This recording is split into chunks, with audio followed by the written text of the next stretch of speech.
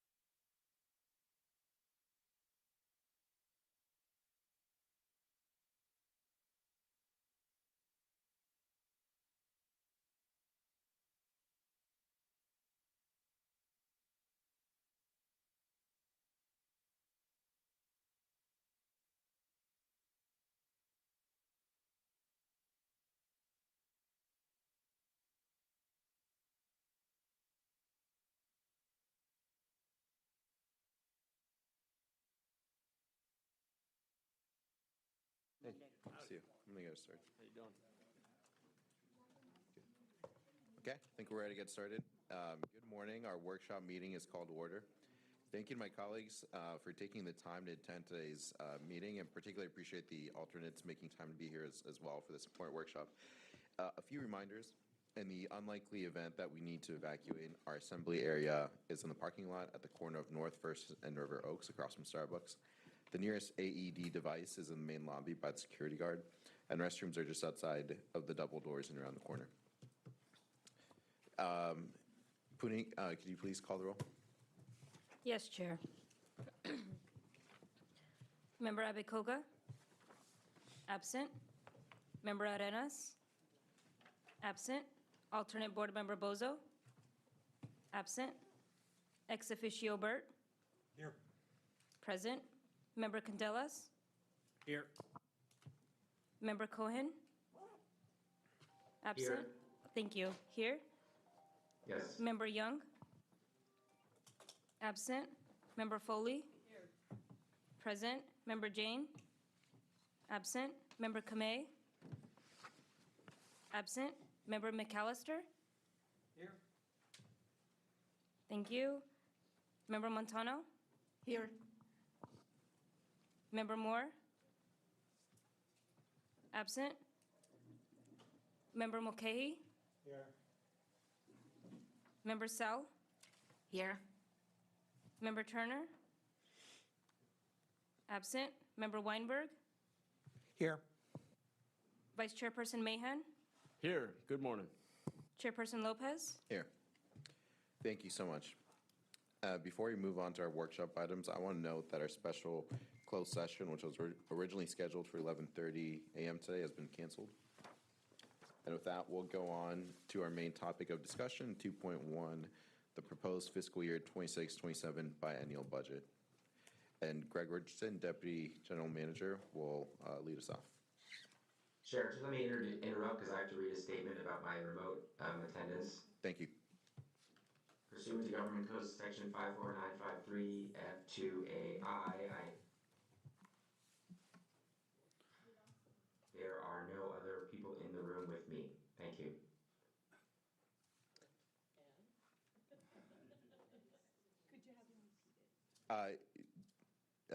Director Cohen, could you repeat that? We lost part of that statement.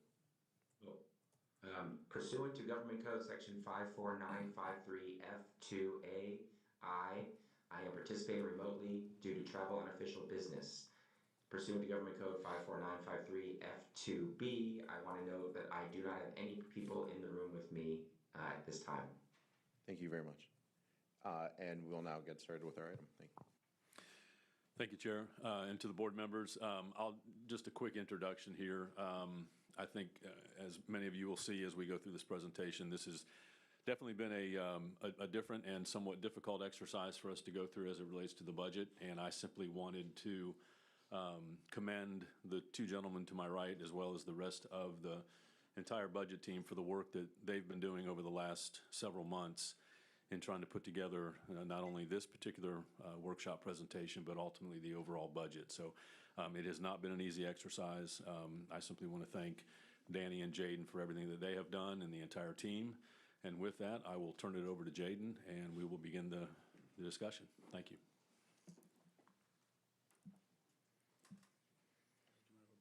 Yeah, go ahead. Good morning, Jaden Sanga, Deputy Director of Finance here for VTA, and we'll be looking at the proposed biennial budget for the fiscal year 26-27. Again, I have Greg Richardson to my left and Danny, our budget manager, to my right. The agenda for today's presentation is to look at our biennial budget for the next 2 years, looking at the economic outlook and VTA ridership trends that we're seeing for the agency, our budgeted service levels for fiscal year 26-27, our operating reserve levels for the agency, and our 10-year projections. We'll look at the transit fund revenues and expenses. That's our operating fund. We'll look at our transit capital program, our other funds and programs, and seek board feedback at the end. We also have some time reserved throughout the presentation to take any questions.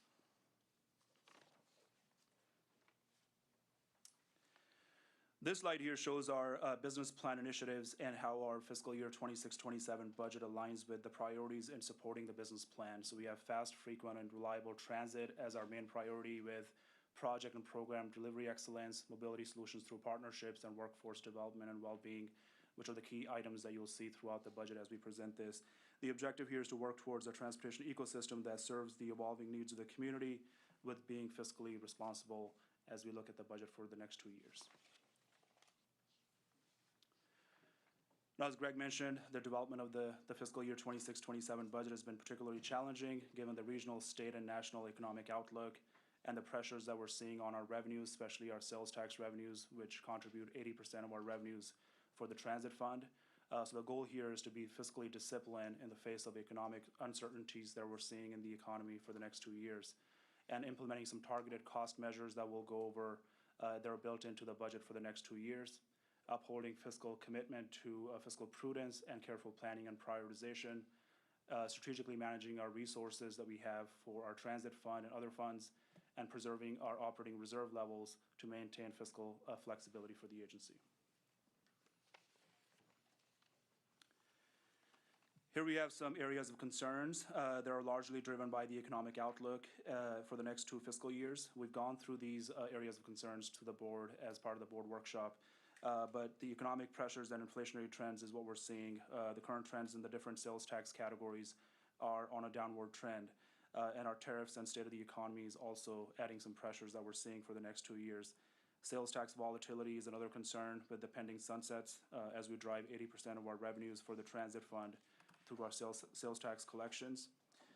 Limited operating reserves and potential unknown contingencies that relates to when we're having a deficit in the budget. Reserves that we have to maintain the balanced budget going forward is our operating reserves, and those are limited to maintain the financial flexibility for the agency. And the bottom we have is our CalPERS discount rate, with CalPERS rate being at 72.5% funded, and ATU pension is at 77% funded. So there is that unfunded pension liability for the agency for both pension portfolios. Then there's ongoing labor and pension cost increase. Again, the growth in the salaries and benefits, what we're seeing for the future, our revenues are not keeping pace with the growth in our expenditures, and largely driven by the salary increases and the overall labor increases for the expenditure side. And the next we have is our long-term impacts on the increasing fiscal commitments. Again, our staffing levels, labor growth, and our service level planning for the agency as we look ahead. Again, the targeted cost measures that we will go over in this presentation are to mitigate these impacts that you're seeing on this slide.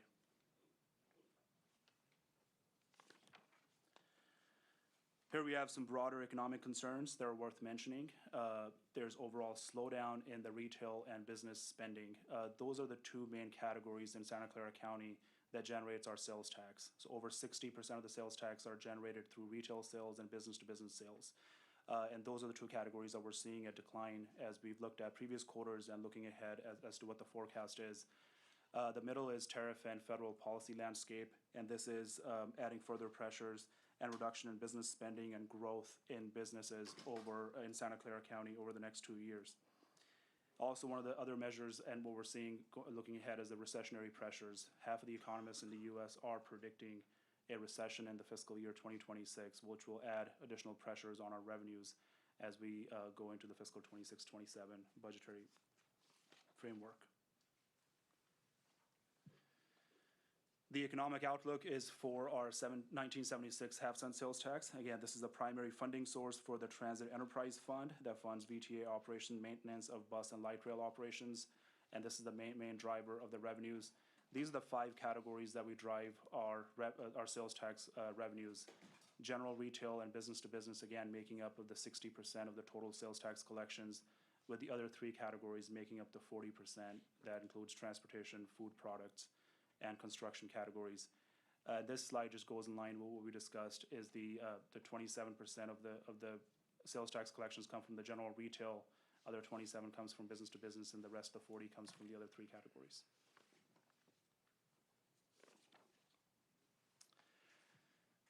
This here is our forecast and what's being budgeted in for fiscal year 26 and 27. If I can bring your attention to the last 3 bars here on this, for fiscal 24 and 25, that's our current fiscal year. The collections are expected to be at $272 million. What we budgeted for 1976 half-cent sales tax was $290 million. So there's that $18 million in deficit in the single sales tax measure that's projected for the current fiscal year. And the same trend is seen in the following 2 years that we're budgeting for the sales tax. The growth is very minimal in fiscal 26, and it's roughly 2% growth in 27. And again, that growth is not keeping pace with the expenditure growth that we're seeing overall in the transit fund. That's right around 4.5% to 5%. Historically, we've seen our sales tax grow at 3 to 4%. That kept pace with the expenditures, but that's not what we're seeing looking ahead into fiscal 26, 27. Here we have some ridership trends for the bus and light rail operations. Again, overall a positive trend. After COVID, we've seen a consistent growth, and that's what we're seeing if we draw a trend line in our ridership trends. With the yearly seasonality that's seen as the graph kind of shows up and down. But overall, the trend is positive in our growth for both bus and light rail ridership for the agency.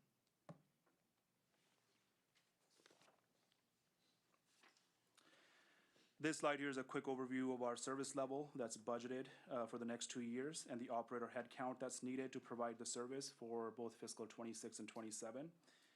So for the next 2 years, we're budgeting 1.5 million service hours for bus operations and 167,000 hours for the light rail operations.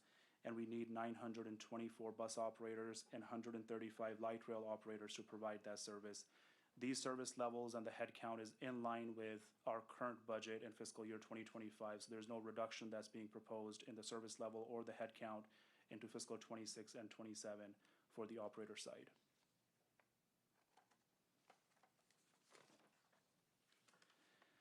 The next slide here goes over our bus operator utilization, and you've heard that term before. What we're budgeting into 26-27 is 1,683 service hours, service provided by each bus operator, and that's what's being budgeted for the next 2 years.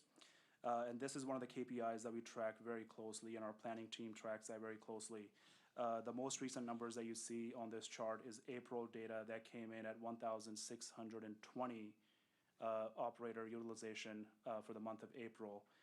And that service planning team is seeing some improvements in the service reliability and working on things like transit signal priority to improve the utilization for the agency. So what we're budgeting in is 1,683 service hour provided by each operator.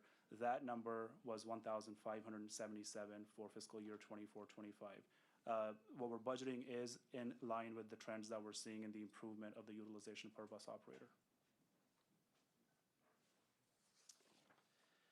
Here's a quick overview of the guiding framework as we go into our next budget cycle. What we need to hold ourselves to is prioritizing fiscal sustainability through VTA's long-range financial plan. We do have a LRFP long-range financial plan that looks at the sustainability of the agency for the next 30 years with a focus on 10 years. But what we'll do is we'll make ongoing model updates, and as the business and economic conditions evolve, so if there's sales tax expectation that increases or decreases, we'll make those changes, which then decides on what targeted cost measures that we need to have in place to have a balanced budget in the upcoming years. What we're also looking at is implementing a zero deviation budgetary framework strategy. The parameters that we're setting forward today in the budget is what we need to hold ourselves to for the next 2 years. So we're living within the means for our budget that's being set forward. And if there's any exceptions that are needed, any amendments or augmentation to the budget, we'll bring that to the board. If there's any new positions that are needed through mid-cycle in fiscal 26-27, they'll be coming to the board for approval.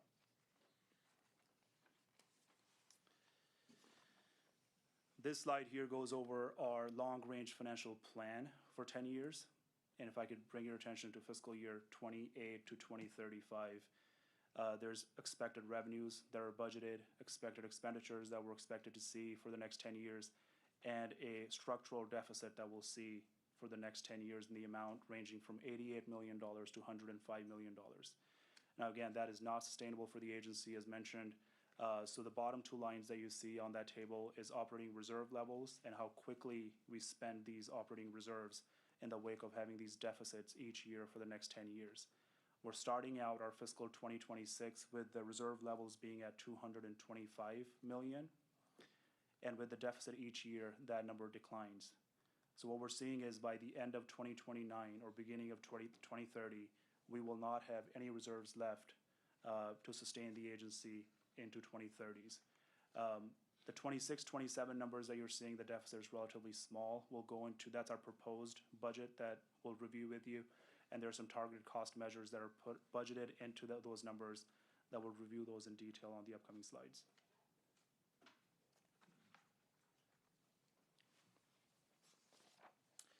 This here's a graph of our reserve balances going back to fiscal year 2008 and how these reserve levels fluctuated over time.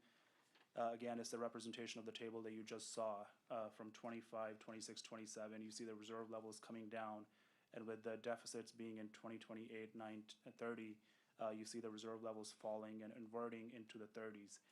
It just shows that there's absolutely some measures that will need to be in place for the long run to sustain the agency and maintain those service operating reserves that we have at the agency to maintain fiscal flexibility. The red bar that you see is our operating reserves, and that's generally the 15 or 16% that we're required to keep in our reserves.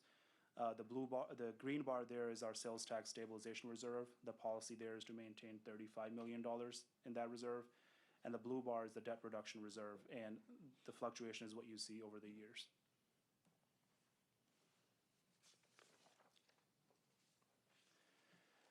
This slide here goes over our cash reserve balances and our pension liability in numbers. Again, our cash and liquidity, our cash and investment balances are there for transit fund. This is as of February of 2025.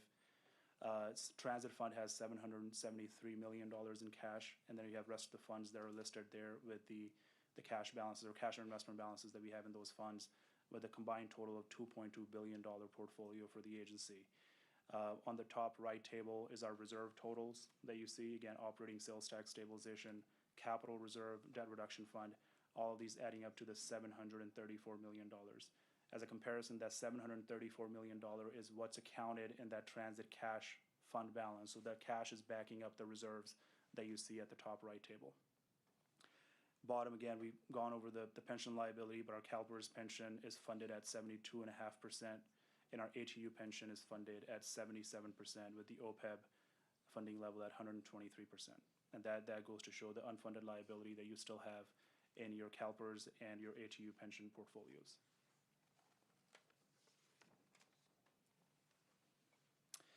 Next, we'll look at our VTA Transit Fund. Again, this is our single enterprise fund that funds all of the VTA operation maintenance of our bus and light rail operations. And before we look at the budget itself for the transit fund, I'd like to go over some of the cost reduction measures that we've implemented and that are reflected in the proposed budget for 26-27. Number one we have is our limiting budget increases. So as part of the 26-27, we're limiting our non-labor budget increases to 5% from fiscal year 2025 levels. And this includes things like contract services, professional services, and other expense line items. The second measure that we're putting in place for the next 2 years is zero capital funding allocation from the transit fund for 26-27. As you may recall, the transit operating fund funds roughly $40 to $50 million on average in transit capital funds each year, and that's what we've done for fiscal 24-25. Looking ahead, we're not allocating any monies to the transit capital ecosystem into 26-27. However, we're still funding 32 capital projects with the amount of $61.3 million in local allocation, and that money will come from the capital reserve and not from the operating budget for VTA. The third we have here is sustainable growth through strategic partnerships and fiscal discipline. Again, prioritizing project scopes and maintaining cost within the budget. Budget parameters is the key as we look ahead, and managing contract value increases for fiscal 26-27 is what we need to hold ourselves to, and that's what's being budgeted for the next 2 years.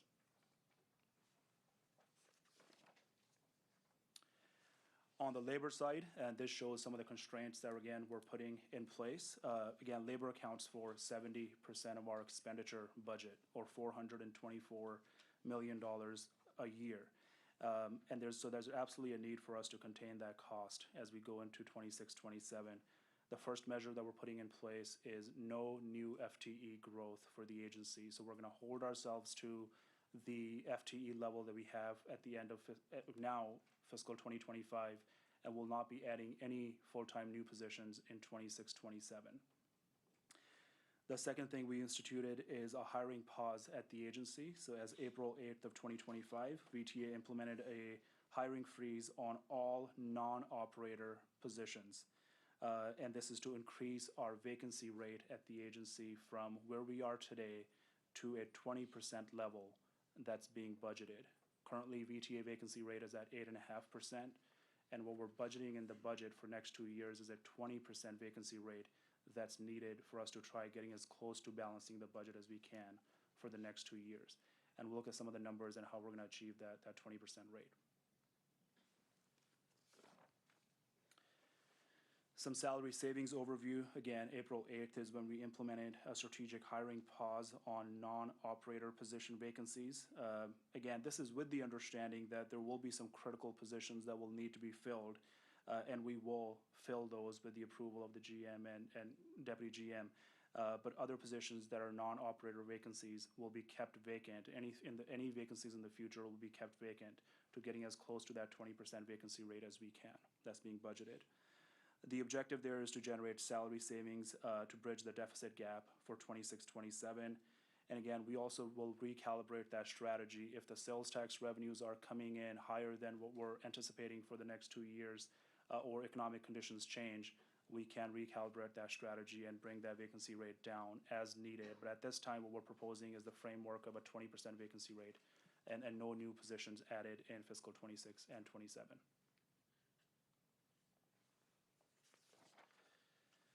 This slide here really kind of goes over some of the impacts that we'll see at the organization. We do have Sonia Morrison here, our Chief People Officer, that can go into detail with these items. But I'll quickly go through this. We will see some level of workload impact on the existing staff that we'll have to manage. There's skills gap due to the inability to hire new staff that will also persist, and then reduced responsiveness to business needs. So as the vacancy rate goes up, these are the three things that we'll see as an immediate impact on the agency. But how do we navigate that hiring pause is prioritizing critical roles. So if there are roles that are critical for the agency that absolutely need to be filled, we will prioritize those and fill those vacancies as they come up.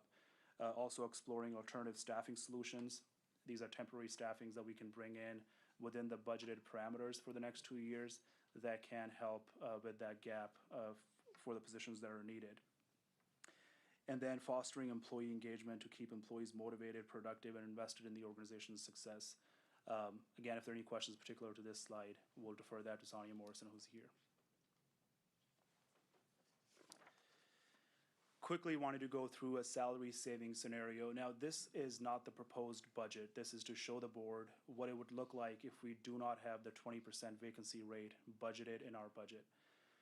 If I can bring your attention to fiscal '26 proposed and '27 proposed, what we're proposing is a $606 million in revenues for '26 and $596 for '27. The next line item is expenses related to labor, $463 and $481 million. This is with the current vacancy level of 8%. This is not including the 20% vacancy level. And the other expenses are limited to the 5% increase at 181 and 167.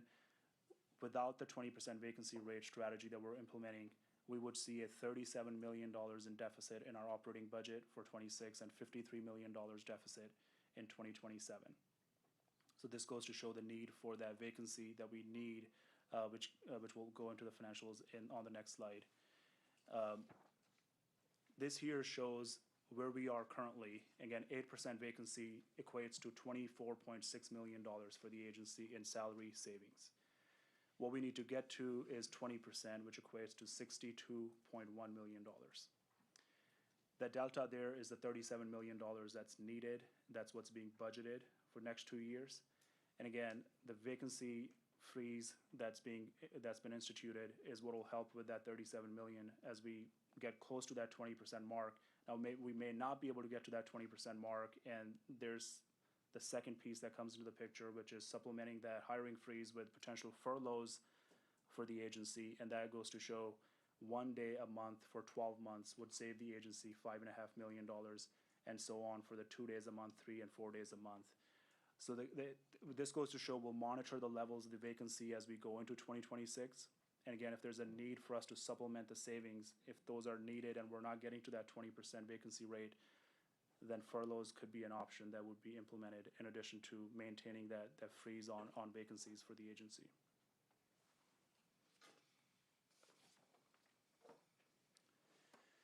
This here is our fiscal '26-'27 biennial budget that's proposed. So with the revenues, if you look at fiscal year 2025 budget of $624 million, our proposed budget for '26 is $606 million. That shows the decline in sales tax and other categories. $596 for '27 with the expenditure at $607 and $611, and that accounts for all the targeted cost measures being budgeted into those numbers. And what we're proposing today to the board is a budget with a deficit of $868,000 in 2026 and $14.9 million deficit for 2027. Point on this slide also, if we entertained all the requests that came in for the budget for the non-expenditure line items and also kept the 8% vacancy and not the 20, that deficit collectively would be much larger in the amounts of $79 million and $77 million for the next 2 years. So this number here reflects all the measures being incorporated in our expenses.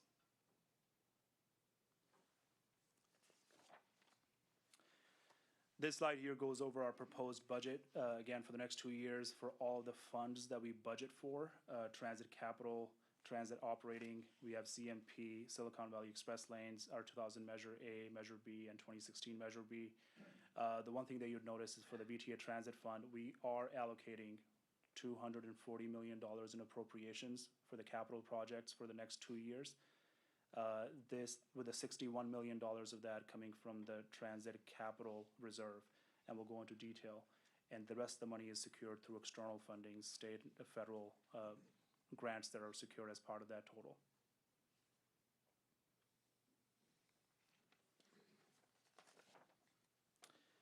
Again, focusing on the VTA Transit Fund, this is our primary funding source for operating and maintaining Santa Clara County's public transit system, bus and light rail. And it's again primarily supported by the 1976 half-cent sales tax, plus other local fundings that come in, financing the operations and capital projects that includes fleet upgrades, facility maintenance, and service expansions.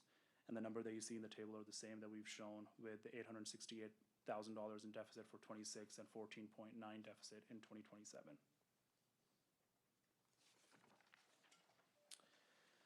Our revenue sources for the agency, 80% of the over 80% of the revenues for Transit Fund are generated through sales tax collections. 1976 being the big piece of the pie there. TDA revenues, STA revenues also make up a large portion of the pie, and then we have Measure A assistance that comes in from Measure A to Transit Fund, and also Measure B subsidy that comes in, and that shows a total $607 million are generated through these type of sales taxes, revenue sources.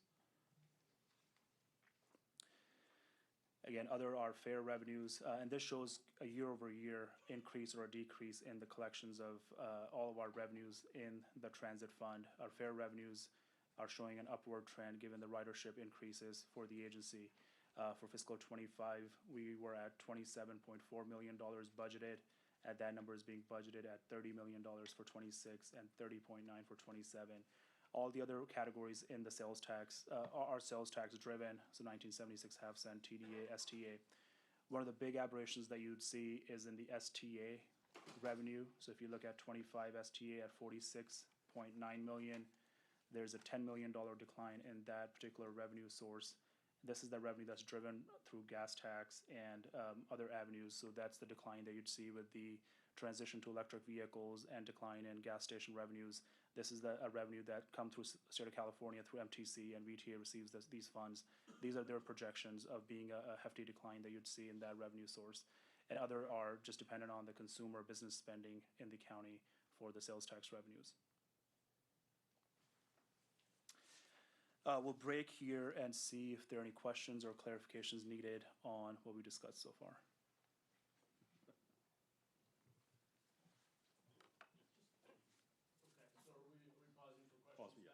Okay, thanks. We'll go around the room, and we'll just go this way, starting with Member Foley. Where to begin? Thank you for that honest but dire prediction on where our budget is headed. I appreciate how you're taking a look at reducing or increasing vacancies and the effect on the budget. I have a lot of concerns about workload, staffing, also contract negotiations with labor, furloughs. We just recently got execution on 3 contracts with our bargaining units, still one outstanding. I don't know if there are other bargaining units still outstanding, but was the discussion of furloughs and vacancies and this budget budget scenario discussed with them during the negotiations? They were, yeah. All of this was part of the discussion that we had. We'd presented our 10-year forecast to the negotiations, and this was all discussed with them as part of the negotiations. I'm really glad to hear that. Thanks, Greg. I want to clarify one point. So the expectations of the budget and the projections were, I believe, a known entity to all of the unions during the negotiations. We had issued the memo about the hiring pause during that process. So I would say that there was an understanding that some sort of savings were necessary on the labor side. The concept of furlough, and again, as Jaden talked about, that's what I would refer to as one of the arrows in the quiver that would be there if we needed it. That was not a known entity during discussions with the unions at the time. Now, we've since had a conversation with them, so they understand sort of the mechanics of what's necessary. We also recognize that if anything like that were to be done, it would require some negotiations and discussions with them. So we have since had that conversation with them. So it's an understanding, but it wasn't something that was discussed during the negotiations themselves. Okay. I just thank want to you. give a little bit on the furloughs. The VTA has done the furloughs in the past. I've been here long enough, a few of us have been here long enough. When we went through the furloughs, it was 1 day a month. And so you had to take off. We did supplement it by offering a cash out on their sick leave, which we normally don't do, but we did that at that time. So it took off of one bank. So you could be whole, you just had to do it that way. And so that was one thing. All the unions participated in it except for ATU. Part of that is that you're still running the service, so you would just have to, if you did the furlough, you would have, it doesn't really make sense. You've been paying overtime to make sure service is covered.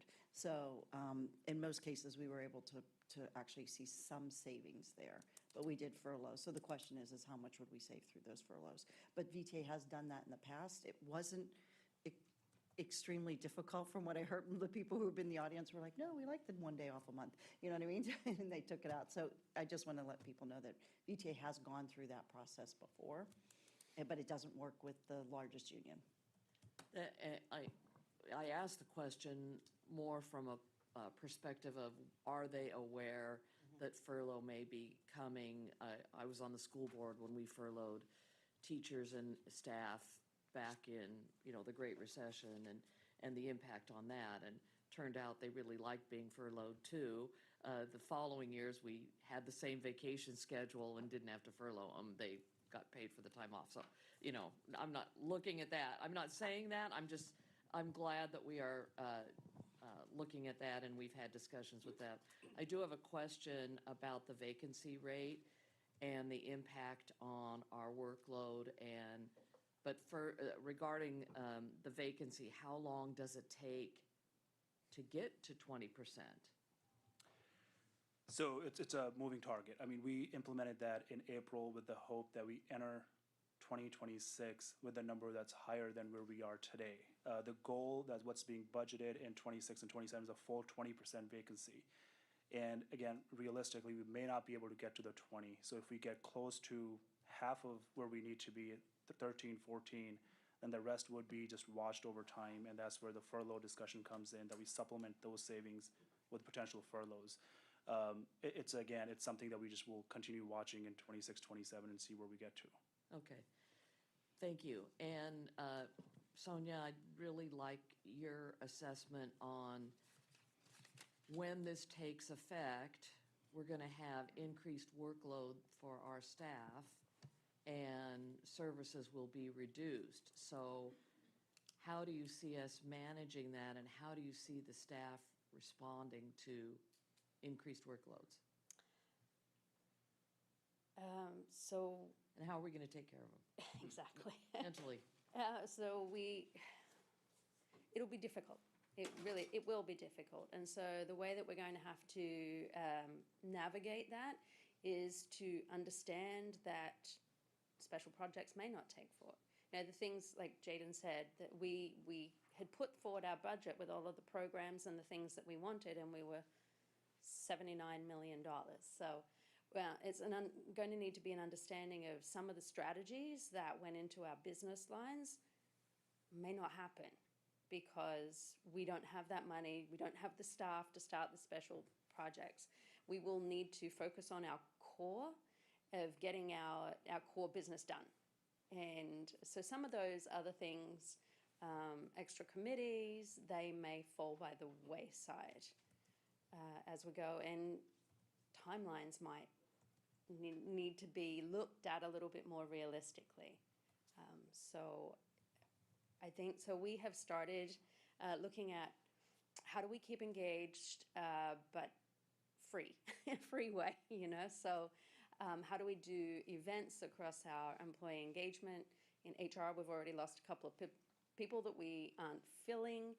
So we're starting to shift towards that. What is it that we can do internally to keep morale up? So I appreciate you letting me ask all of these questions, because this is really important.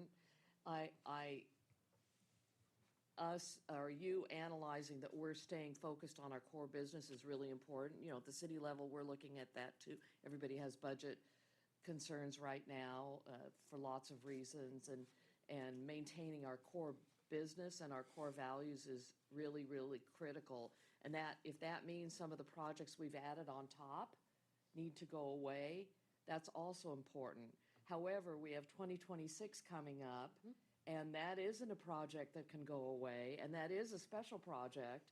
And so but it's also a revenue generator. It's also a huge risk and responsibility, so we have to balance that as well. And I don't mean to throw 2026 in the mix, but it is a new project, and it is a huge priority that we must get through successfully next year. So I really appreciate your response and where we are in the budget process. I know we're just the beginning, and I thank you for the really, truly honest assessment of the numbers and where we are and how we're gonna get there. And one final thing I'll say is I don't like zeroing out our reserves at all. That concerns me, but I understand it's a strategy we may have to implement during these times.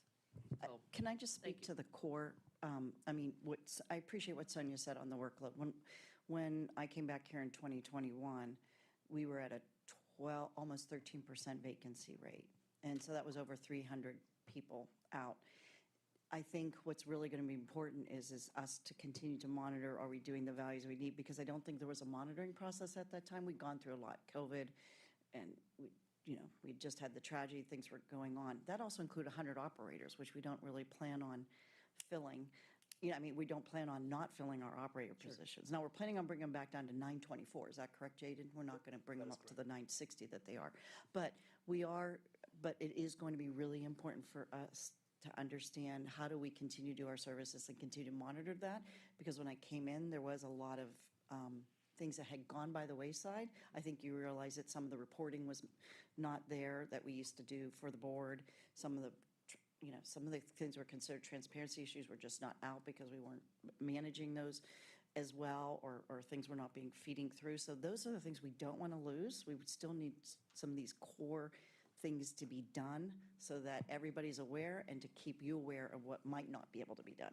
Okay, one more thing. Sorry, fellow board members. Efficiencies are really important, but we need to look at ourselves as the board as efficient too, which means we may need to cut back on the level of staff presentations we have at our committee meetings and our board meetings, because just as we're cutting back on activities and things that our staff is all involved in, they spend a lot of time preparing for those presentations that many of them are information only that come to us at the director's meeting that we ought to be able to read on our own without a director being present in the room. So we have to be concerned about efficiency at all level, top down. That includes the board. I'm seeing some smiles in the back.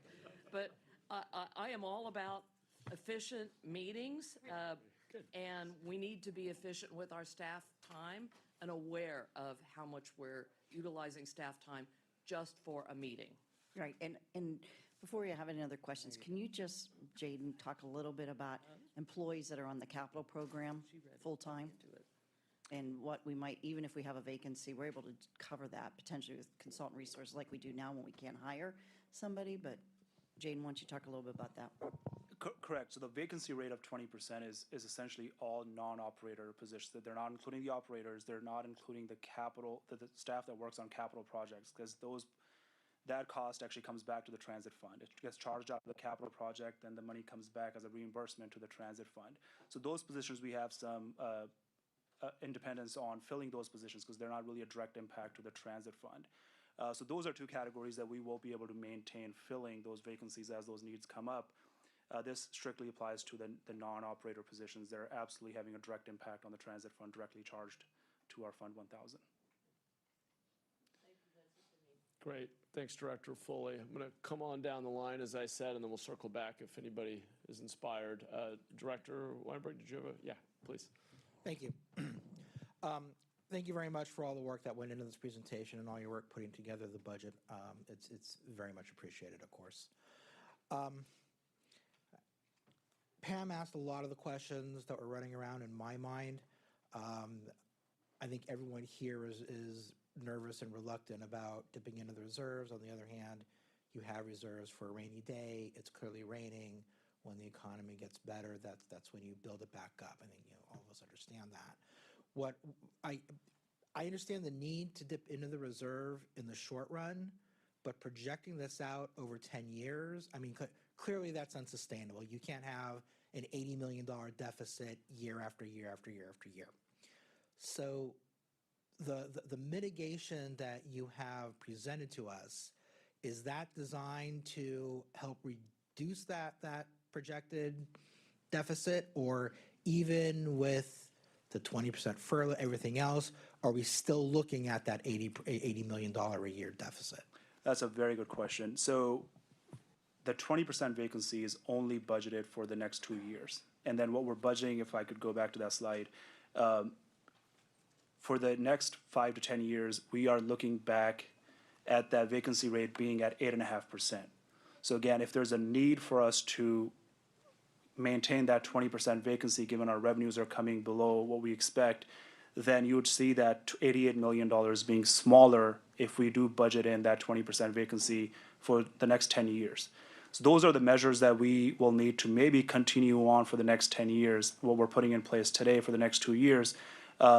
What we're showing here is just as for the first 2 years, we have 20% vacancy and things go back to status quo starting in 2028, and that's what that deficit shows. But again, there may be a need to keep that 20% and additional measures throughout the agency to bridge that gap. So the reserve levels declining is based on status quo service and starting in 2028. But again, we will judiciously look at what's needed and what additional measures are needed starting in 28. So we're maintaining those reserves for the next 10 years. This is the absolute kind of a worst case scenario that you would see. And the other part is that sales tax could improve. We may come out of a recession and then we're not seeing as much of an impact on the sales tax collections, consumer spending increases. That will all help in the revenues. The one final thing, and we talked about this in last presentation, fiscal 28-29, the 571 number, we're budgeting a recession expectation for those 2 years. Again, that recession may not really come to fruition as we're seeing it today. So that number may change. So this just goes to show the need for us to monitor these numbers and revamp our long-range financial plan that spits out this table that really shows us the bottom line of what the deficits would be and how much the reserves will need to be used. So every quarter, the commitment here is that we'll come to the board and show, hey, this is where the sales tax trends are, and whether that's worsening the deficit or improving the deficit for the agency. Okay, thank you for that explanation. I think what I'm hearing is this is setting up the warning lights, the flares are being shot up in the air. So the alarm has sounded, but there's no clear idea of how to attack that yet. We're at the point of identifying the problem. And of course, everyone I think is going to agree that you want to budget conservatively and expect the worst. And if you don't get the worst, great. I guess let me just have my comments then by reiterating what Pam said. I'm really nervous about the 20% loss in work. I mean, I can't believe that this work was done. You were in your office 9 to 5 and you had all your weekends off. Evelyn, I know is not working just regular hours. And if you start taking 20% of person power, brain power away from every department, from everything that makes the VTA run, I'm really nervous that we're not going to gain the efficiencies that we need in order to keep delivering the core businesses. So if thoughts are being given to that as we look at where to cut costs, I would be grateful for that, and I hope that that's where it's going. And whatever the board can do to help that, I hope you tap into us, because we're here, not just as an oversight body, but but to help and work with you as well. Thank you. Absolutely. Great. Thanks, Director Weinberg. Let me keep going down the line. Director Sell.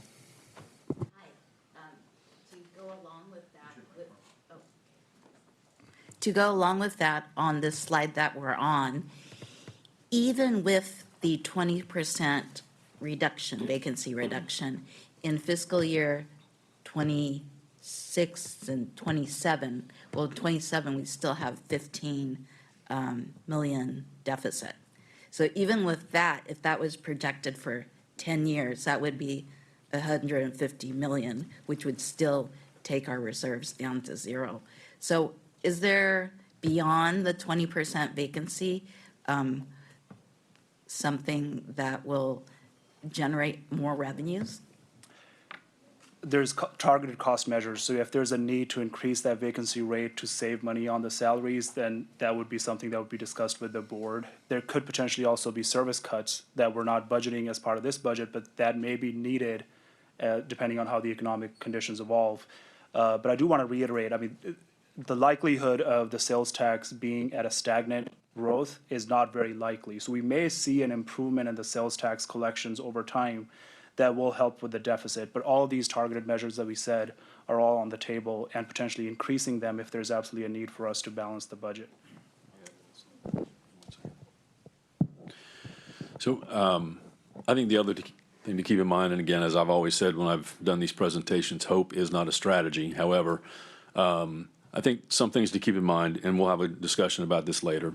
There's the opportunity of a measure of some sort that would help support on the revenue side. Again, that's not built into this.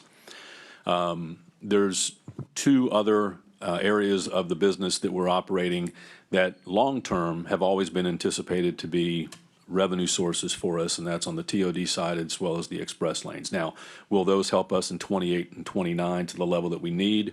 Probably not, but it's things to keep in mind as we grow this overall portfolio out, that those opportunities are there for us from a revenue side. I think every budget cycle presents itself, and especially in 26, 27, it is incumbent upon us as leaders within VTA to identify and realize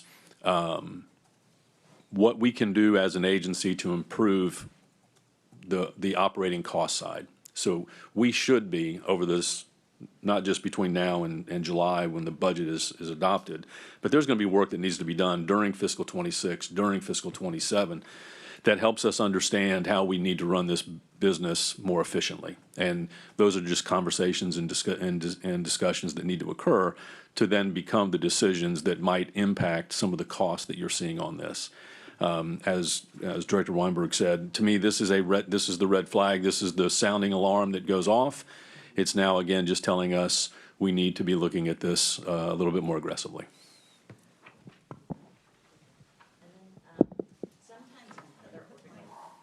Sometimes in other organizations I've been involved in, when they show this kind of deficit, they have a second slide that says, these are areas that we could keep exploring, because not every public person viewing this slide will be able to see this presentation and see your explanation.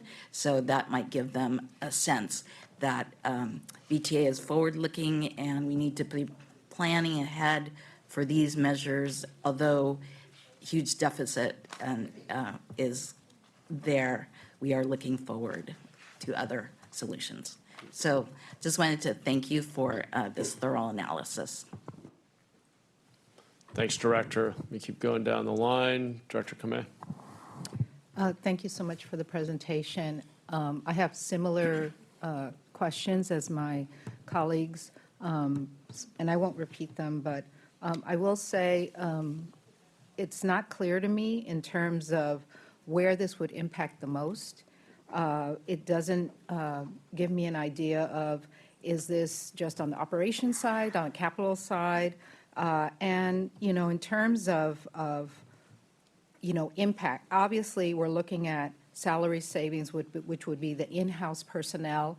Are there measures to look at contractors and reducing the number of contractors? Because I think that I would go there first before I would cut in-house. And I worry about the workload.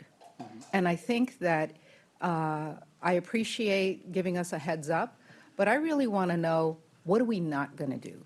Because at the end of the day, you can't say, oh, we've planned all this work, we're going to do all these projects, and we're going to have a certain level of service and reduce the number of personnel.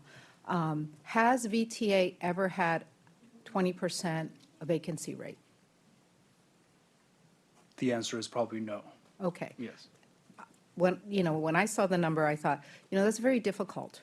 That's really, really difficult. So I think that you cannot realistically sort of hope, wish, as Greg says, hope is not a strategy. And so I'd like to know, where is this going to hit?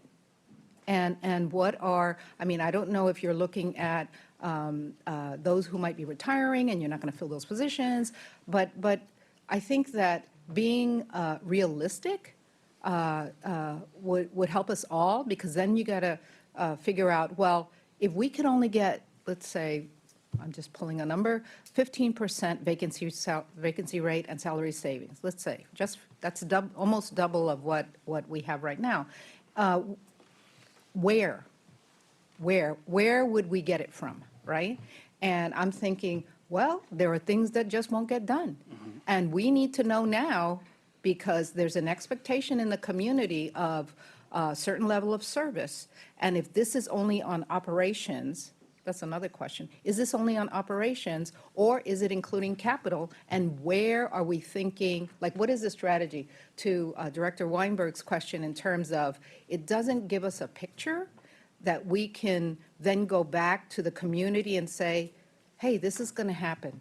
We're not going to have enough money, so either we stretch a project or, like move the timeline or whatever. We know it's going to cost more, especially on the capital side, but I think that, sort of laying it on the table and saying, it's going to be sort of slim pickings for the next few years. And of course, you layer the uncertainty, but I think that needs to be part of the conversation. So 20% sounds great, very hard to do, very hard to do. And I'd like to know if contractors are involved in this, like Sure. strategy to save some dollars. And I really appreciate the thoughts, Director Kamei. Two thoughts there. So if you look at the budget increases that are being limited as part of the operating budget for 26, that includes our contracted services. The overall budget that we had for 2025 for contractors, special services, is being increased by 5%. Now, that could be reduced over time, and that's the autonomy that's given to the division and department to manage that within their budget and see what their priorities are and the scopes are on how they want to go into fiscal 26, 27. To the second part of your question on where these vacancies are, as part of the next presentation for the recommended budget, we can look at where existing vacancies are throughout the organization and show that and see if that's the trend that's going to continue on with the future vacancies. So it's hard to predict where the future vacancies will be, but we can show you existence vacancies and kind of where that's really impacting on the operations and the services that we're providing. So we can get that for you. The other part is filling the critical roles. So we're still building in the expectations that if there's a critical role that's absolutely needed for the organization, we will authorize that vacancy to be filled, or a new role that has to absolutely be needed or added as a new position for 26, 27. We will entertain that as part of the request. The alternative to the 20%, so if we don't attain the 20%, if we get to 15 and the furloughs are not an option, then the impact is on the reserves.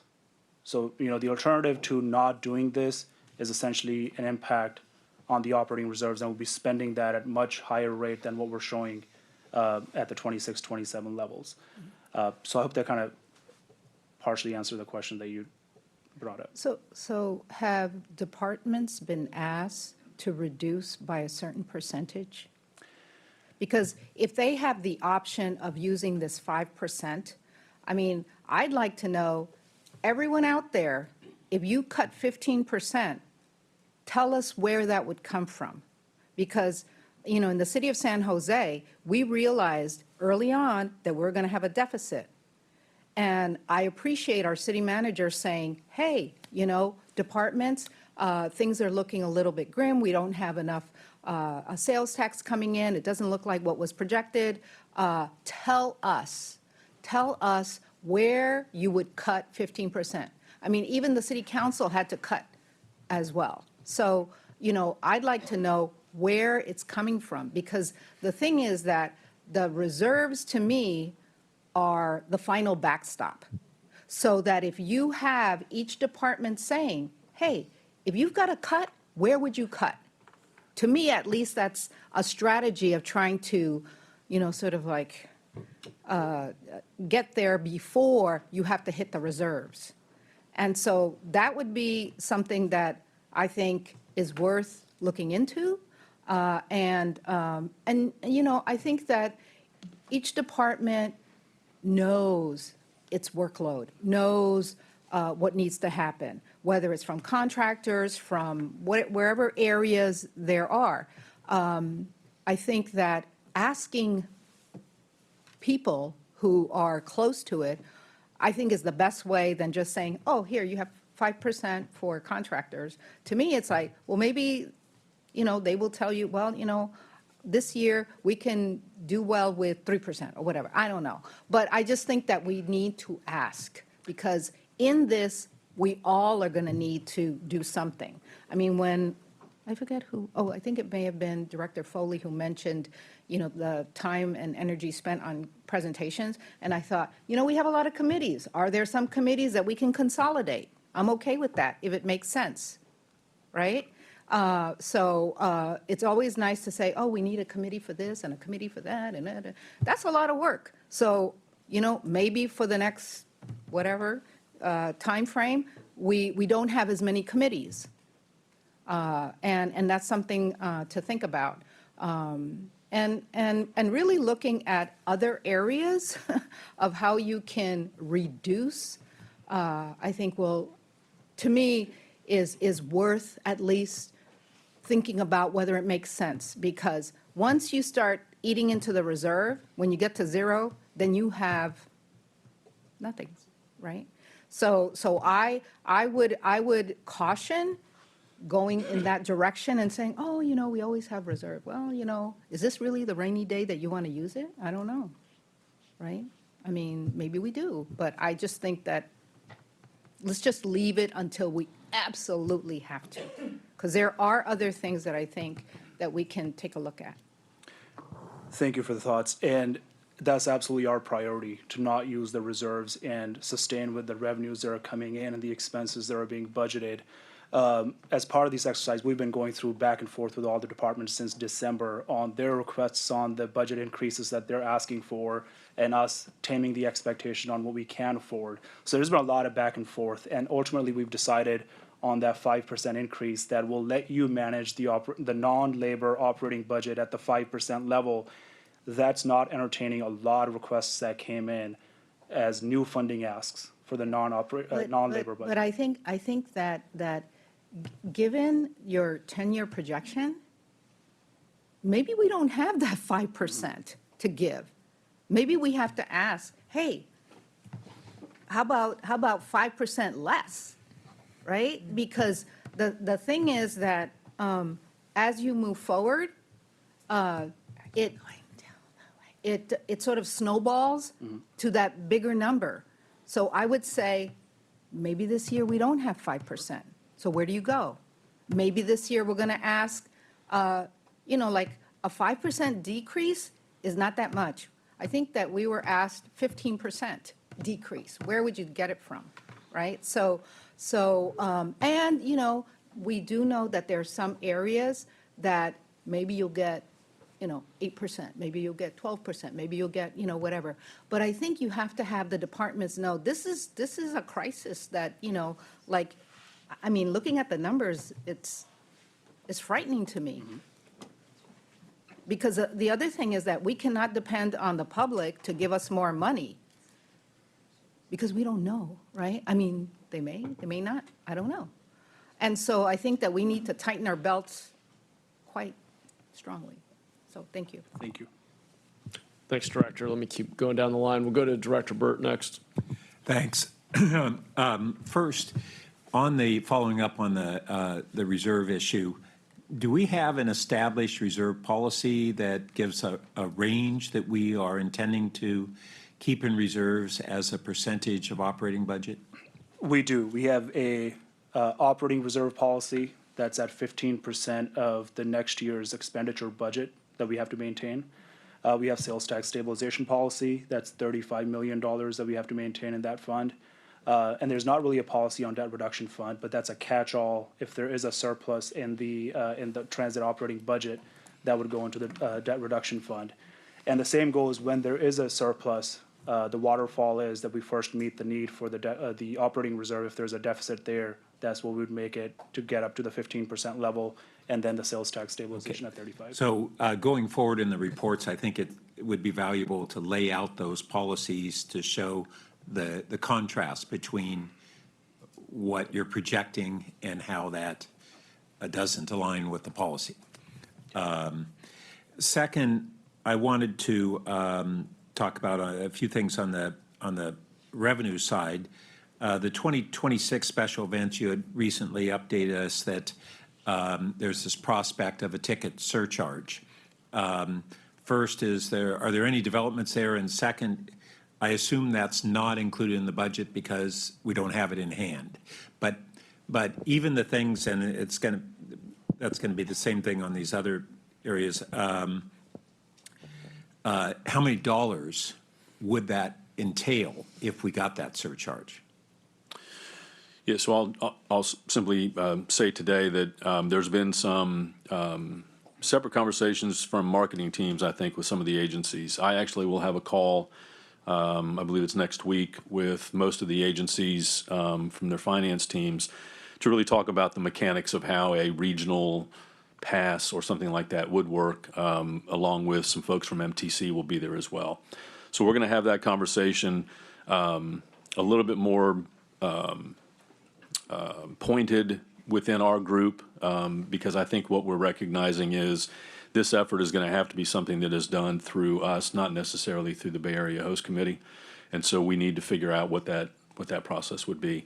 Again, it's going to come down to what's the dollar amount that's going to be charged for the pass, how that pass then is allocated. Just for the record, I want to make sure it's not done just based on taps, because we'd lose out on the light rail side. So we got to figure out what that is. I don't know the exact numbers of what that would mean, but that's one effort, along with the legislative item for the $5 per, which is also a possibility. Do you want to give an update on, on the legislative issue, or Aaron, on what's going on with the $5? The $5 roughly would be per ticket for the games, roughly 60,000 people, 50 to 60,000, so it'd be anywhere between 1.5 to 2 million raised. It's okay. It's not a huge amount of money, Yeah. but it does support. Yeah, and that's one time, so that's less critical than the regional tax measure prospect, which I know we have that as a follow-up item, but it's a little, we need to have that context a little bit within this. And so if we participate in the regional tax,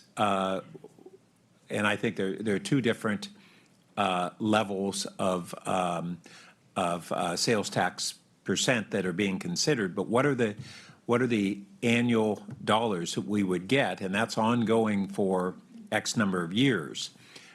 So how many dollars would that provide? So do we want to, I just real quickly, I would say, if we're talking about an eighth, quarter, half, things of that nature, you're looking at roughly $70 million that would be generated by an 1/8 cent, 140 for a 1/4 cent, and basically 280-ish. I mean, again, these are rough numbers, but also keep in mind that some of those measures are going to have a responsibility for, maybe it's Caltrain or others, and this will be some of the conversation we'll have later today. But not all of it necessarily would come to us, but that's the level of discussion that I think we need to have. I know we're going to get into that a little bit, but I think it's important for us to put that out here. If we have 5 or 10% that goes to MTC for their regional initiatives, what's the remainder that we would get back on what we've described as our return to source? I think it's hard to have this conversation without that sitting there saying, okay, here are the two sizes. I think they've narrowed it down to two sizes of tax right now, essentially. And here's what we would get on an estimate, because that is a very substantial impact on our whole picture. Which then goes to the last item, which we have coming up, and you just alluded to, which is our Caltrain obligation. Is that in this budget or not? There's nothing in there on the Caltrain side yet. Okay, thanks. Board Member Candelas. Thank you. No, I just a few quick comments. Jaden, I appreciate the overview, and this paints the picture of the new realities that governments, special districts, cities, VTA are facing with regards to sales tax growth or lack thereof, because of the bounce we saw immediately post-pandemic. In our budgets, they're reflected that we would see that. Obviously, we have some economic conditions that are changing, and so that's being reflected in our budget, and it's no small task. I don't want to reiterate more comments from my colleagues, but I do share their sentiment with regards to concerns around the targeted salary savings of 20%. It's hard, it's difficult, but obviously staff has put some thought into whether that's tangible or not rather than going through some, budgeting exercise. But, specifically on a question that Director Kamei asked, and I guess this is for the administration is, have we gone through that agency exercise of going department by department and saying, here are targeted savings, where could we identify that? It was, thank you for the question. We have. It was extremely hard to cut cost. The non-labor operating costs is hard to cut that. We've gone through the exercise, but we haven't really given them a target that here's a 5% or 10% that you absolutely have to cut. The other caveat there is, the labor cost is the biggest piece of the pie when it comes to the operating expenditures, $426 million, which the departments don't really have that much control. That just have to be a policy that you have to make and then build that into the budget. The non-labor expenditure is $143 million for a year. So comparison, it's not that big of a piece of the pie that we're increasing by 5%. So we could go through the exercise and say, reduce that by 10%, and then let that impact the operations of your division or department. Not sure if that would generate that much in savings that we could then bridge the gap with the deficit. But if that's the recommendation or something for us to explore, we can look at that as part of the recommended budget and see what that would mean for the deficit for the next year. Well, yeah, but I guess incrementally, if again, the 20% is very ambitious, and if we're trying to have conversations about salary savings, and then if we don't meet that, we'll go to furloughs, and if we don't meet that, I think it's a shared approach of doing a little bit everywhere. Sure. Everybody makes the load light. That's one of the things that jumped out at me, and I do committee work and being part of the committees. I totally understand the sentiment of the workload, but our job is oversight. So I would caution of elimination of certain committees, because part of our role and responsibility and our fiduciary responsibility to this board and to this agency is making sure that we are providing that oversight. So, it's a fine line. Efficiencies are always great, but I do caution, completely eliminating certain committee oversight or consolidation. That it's a rabbit hole I don't necessarily think we should be targeting. And then one of the questions I have for, I guess it was on slide 28, and the STA fund with regards to gas tax revenues that we get. It's almost an 18% drop from fiscal year 25 to 26. And is that standard across the board that we're seeing almost a 20% drop in gasoline vehicle usage from year to year? Is that what we're projecting? We are, and this is the number that comes from MTC and what they see and what they project forward. So we work with MTC to get the numbers for 26, 27. That's what they're projecting and the trends. And if we look at overall the mandate to transition to electric vehicles throughout California, when that takes into effect, we're already seeing, and we've talked to our sales tax consultant, that there's a trend down. And then by, I think, 2045, we will not have very negligible amount of the STA revenues coming in, just that given that the gas tax actually kind of goes away unless there is a replacement of that revenue that goes into effect. And this also goes in line with the service station revenues that are generated. So that's all part of that STA revenue that state of California generates, then get passed on to us through MTC. But again, yes, the answer to that question, I guess simplistically, is that the MTC projections are there, and that's what. I figured it'd be standard across It is. somewhere, guidance from a transit, the statewide folks or MTC. And I guess I'm glad you kind of touched on this. Obviously, that's trickling into some kind of advocacy for replacement of that funding, given the shift to electric vehicles, and I don't know what that looks like, and it's a problem for other people to solve, but I'm hoping that we are in those conversations and/or, putting our thumb on the scale to see what's advantageous for our agency. Thank you. Yeah. Okay, great, thank you. We'll continue now with Member McAllister. Follow up on the labor negotiations. You still have one labor group out.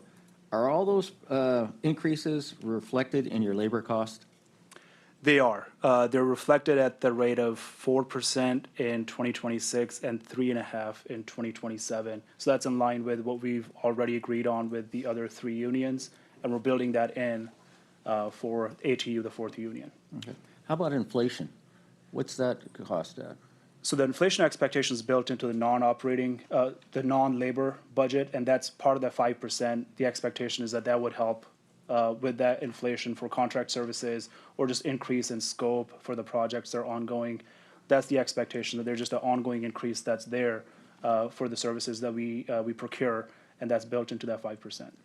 So there was a lot of comment about the departments. So are you saying layoffs are off the table, or that's a last resort? Not furloughs, but layoffs. Do you want to take that?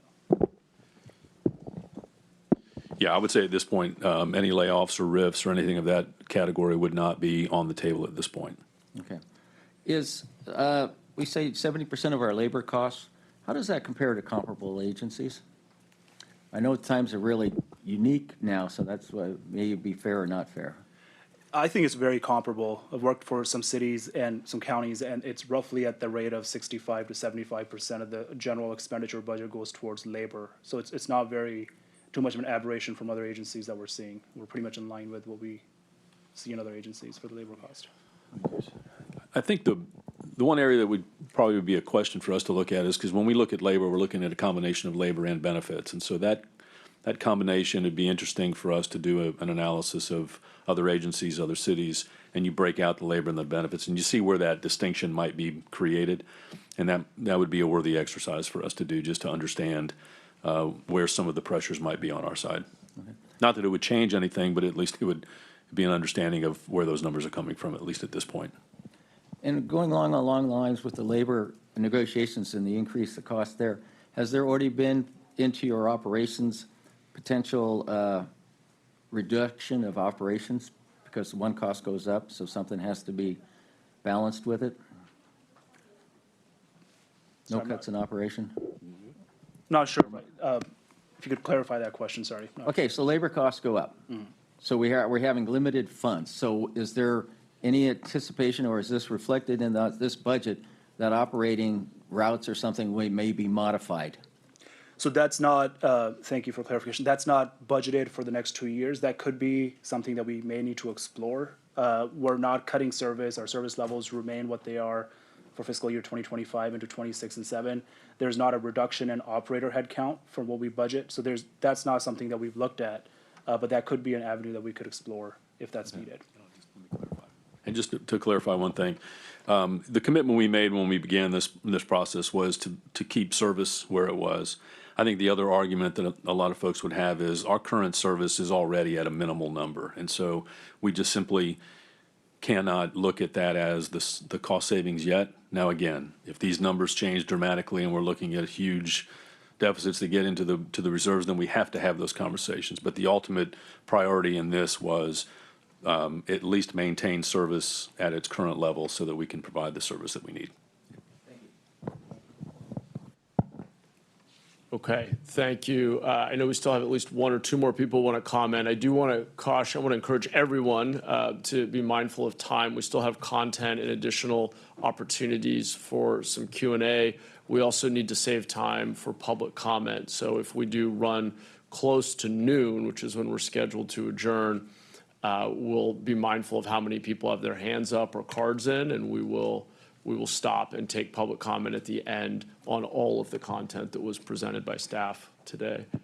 So let me work my way back. I saw Director Montano. Are there any other hands? And I know we have Director Abekoga. Any others?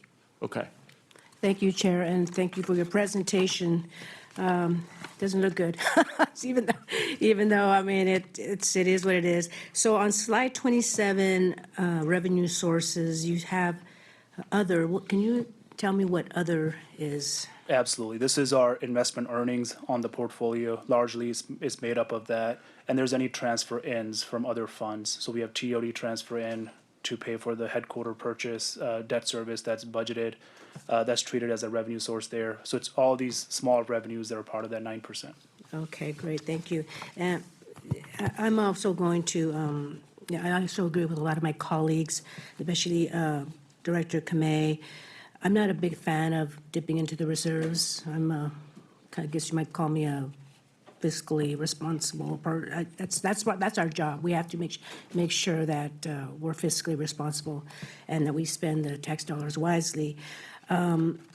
So as I mentioned, I'm not a big fan of dipping into the reserves, but it just seems, if you would put slide, I think it was the long-range projection, long-range financial plan, it just seems that we're just kicking the can down the road. It's going to get worse. So, you know, I'm not sure how we're going to fix this problem, but I really feel that we need to take the bull by the horns and start now. You can't just be, you know, kicking it down the road. You have to start making some cuts. And to me, that means, you know, maybe minimally increasing the fares, the bus fares, and also the light rail. And also, we need to start looking into revenue generation. How can we, you know, and that would be part of it. Work furloughs, the golden handshake. You know, we just have to start making some really tough decisions. And that's, I do like the 20% vacancy rate that we're not, you know, that we are doing. We're not going to be hiring any new employees. But I guess my question is for our CEO, have we met with each of the department heads and asked, hey, what are essential services and what are non-essential services, to really, you know, start thinking what is it that we really need and what we don't to make savings? I think, well, we meet as an executive committee every week, and so this has been discussed among the executive team. So each division head knows that we're going to be needing to have these salary savings and non-labor savings.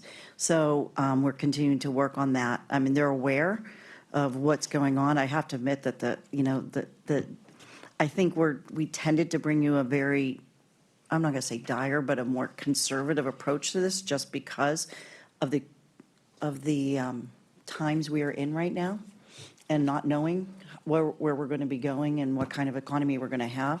So we'll continue to monitor that, but each division head is aware of what's going on. What I don't want to do, I've been through these a number of times, I've been through a layoff here, is to stop work on other work. We are so sales tax dependent, we have to deliver on the promises that we had. So to continue to deliver on some of these capital projects, the things that we have out there need to be done, making sure that we're able to deliver the funds to the cities that we manage, those types of things. We can't take cuts on any of those things. So those are things so there's a balancing of everything right now. Before we would take a cut across the board, we can't do that. We have to deliver what we told the voters we would deliver. And even if it means managing and getting out the money so the cities can deliver their work. But all that has to be taken cut. So we're doing this step by step. Every executive knows this, and so we're continuing to work on that. And we'll have to see what are the critical positions we absolutely need to fill. Yeah, it's just that, you know, every city, well, most cities, we're going through the same thing. We're having to make some budget cuts, and we're having to really streamline some, go through the, what is essential and what is not essential services. So we're going through all that. And I just want to make sure that we're really taking a deep dive, because if not, we're just, like I said, we're just kicking the can down the road and it just gets worse. So those are my concerns, and I'm just hoping that we do the right thing to make sure that we get us back on track. All right, thank you. Thanks, Director. Any others? Okay, let's come back to Director Abekoga. Thank you, Chair. And sorry, I missed the presentation, but I did read the slides and have been deeply immersed in budget talks and, frankly, the regional measure, how it affects the regional measure decision. But had a couple of questions. There was mention about the special events on the revenue side, but are the expenses from the special events included in these numbers? So they're included as part of our capital framework, and you'll see that there's roughly $4.1 million that's set aside in a project to prioritize staffing needs and overtime and all of those things that are needed as part of the special events. We're trying to run that cost through the capital project side and not in the operating side. So yes, that is built in to an extent, and we'll have to prioritize what the needs are at the time, and we'll fill those. Great, thank you. I'll just ask this. It's something that's been on my mind when I was looking at fare box recovery and how, frankly, our numbers are low. And I realized recently it has to do with the ability to, maybe part of it is the ability to capture tag on, tag offs.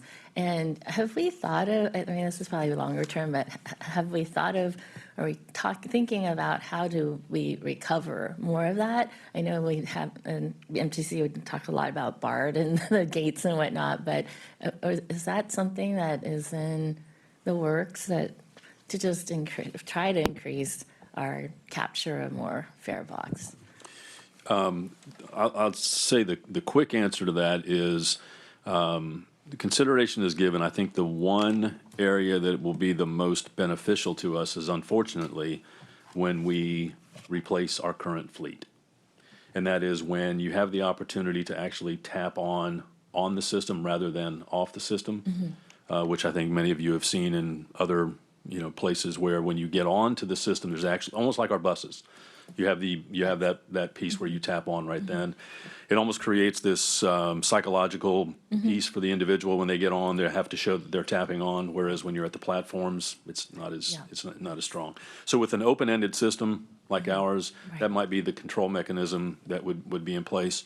And we are evaluating still the potential leakage, or I'm not going to say potential, the leakage that exists within our system, and finding ways in which we can, one, identify, and two, close the loop. But it is an issue because it also puts pressure on those who pay. Yes, yeah. So we're talking about the replacement of the light rail. Yeah, and that's what I say is that's a longer-term solution to today's issue. Yeah. Great. And then thank you for bringing up the 15% operating reserve. I was part of that 2010-11 group that set that in because there was no reserve policy at that time. But looking at, and I don't know if I did the calculation right, but the $225 million in current reserve, is that like more like 37% of the reserve because we take it off of the revenue, basically? So yeah, this is, the 225 is a combination of three different reserves. It's the operating reserve, the sales tax stabilization, and the debt reduction. Got it. Any of these can be used to pay for the deficit that we're projecting, so that's why we put that all in the single bucket there. Okay, great, thank you. So just, is it okay to do general quick comments then? Sure. Okay, so I tend to be sometimes maybe overly optimistic, but part of this is based on just my being around for a long time and being part of the Great Recession, and we were in dire straits back then. And that's, as I mentioned, we put in the operating budget, reserve fund and policy and whatnot. But, the good news is that we have a runway. whereas we're dealing with agencies that are about to go bankrupt next year. When I saw this, and this was during COVID, because we were trying to get some relief funds from MTC, and we had to frankly fight for them because they weren't looking at us as an agency in need, we were able to get some. And I think if I remember correctly, we had about a 10-year runway. So it's unfortunate, very unfortunate, we're down to 4 years, but frankly, it's better than nothing is how I look at it. So glass half full, I would say. I certainly agree that we need to do what we can to reduce our costs. I think the challenge that I've seen is that, and it's been mentioned, there's a real balance between, well, one, we have to deliver the projects that we promised our voters, but two, given that we're a very labor-heavy organization, and that labor is what produces service, there's a real delicate balance there that we need to achieve. And that's my concern is coming out of COVID, we are getting back to our pre-COVID numbers. We're actually doing one of the best of all the agencies in recovering our ridership.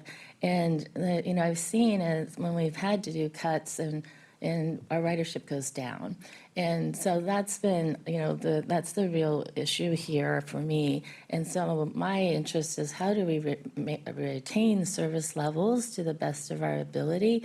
And frankly, my thought too, this was when we had the 10-year runway, was I don't think we can stay at status quo. If we really want to increase ridership and get folks on transit, which, we've been talking about doing, what we have now, frankly, is subpar, to be frank. We have the service levels from, I think, 1990s. We're not going to attract more riders with what we have.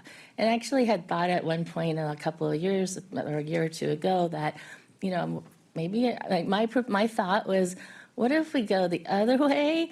And that's when we had 10 years, but increase service and, just go and try it. And if we fail, we fail, and we'll have to figure that out. But if we try it, maybe, we could increase ridership and things could get better. But and I think about going out for the regional measure. I think all of this, frankly, and we've been talking a lot about it at MTC, so I'm more and more convinced that we probably should join the regional measure. I know that's coming up next, but that's my thought is we just can't keep limping along. We really have to do something more. And so so the cuts I'm hearing is to me concerning because I think that's gonna just end us spiraling downward. And so how do we maintain what we have and actually increase moving forward so we can stay an organization? I'm actually really concerned that we may not be able to continue if we don't do that. Thanks. Thanks, Director Abakoga, and I share your concern. Let me try to wrap up with a couple of thoughts and questions, and then we'll get to the next section. I'll try my best to be brief here. I wanted to just start by suggesting that I don't think we're in much of a rainy day right now. Now, we could be. It's smart to project out what could be a recession, but just to level set, we have one of the strongest, most diversified economies and highest tax rates and therefore highest revenues around. So I just want to be careful that we have the right, we're not in a crisis, and that is actually more concerning to me. If it was a recession, it would be a lot easier to understand these numbers. And I think to Director Abakoga's point, my question is, we're talking about real short-term solutions here, but the reality is that furloughs and driving up vacancy savings are short-termism, they're incremental, and they could degrade our ability to serve the public. And we may have to do some of these things, totally buy that.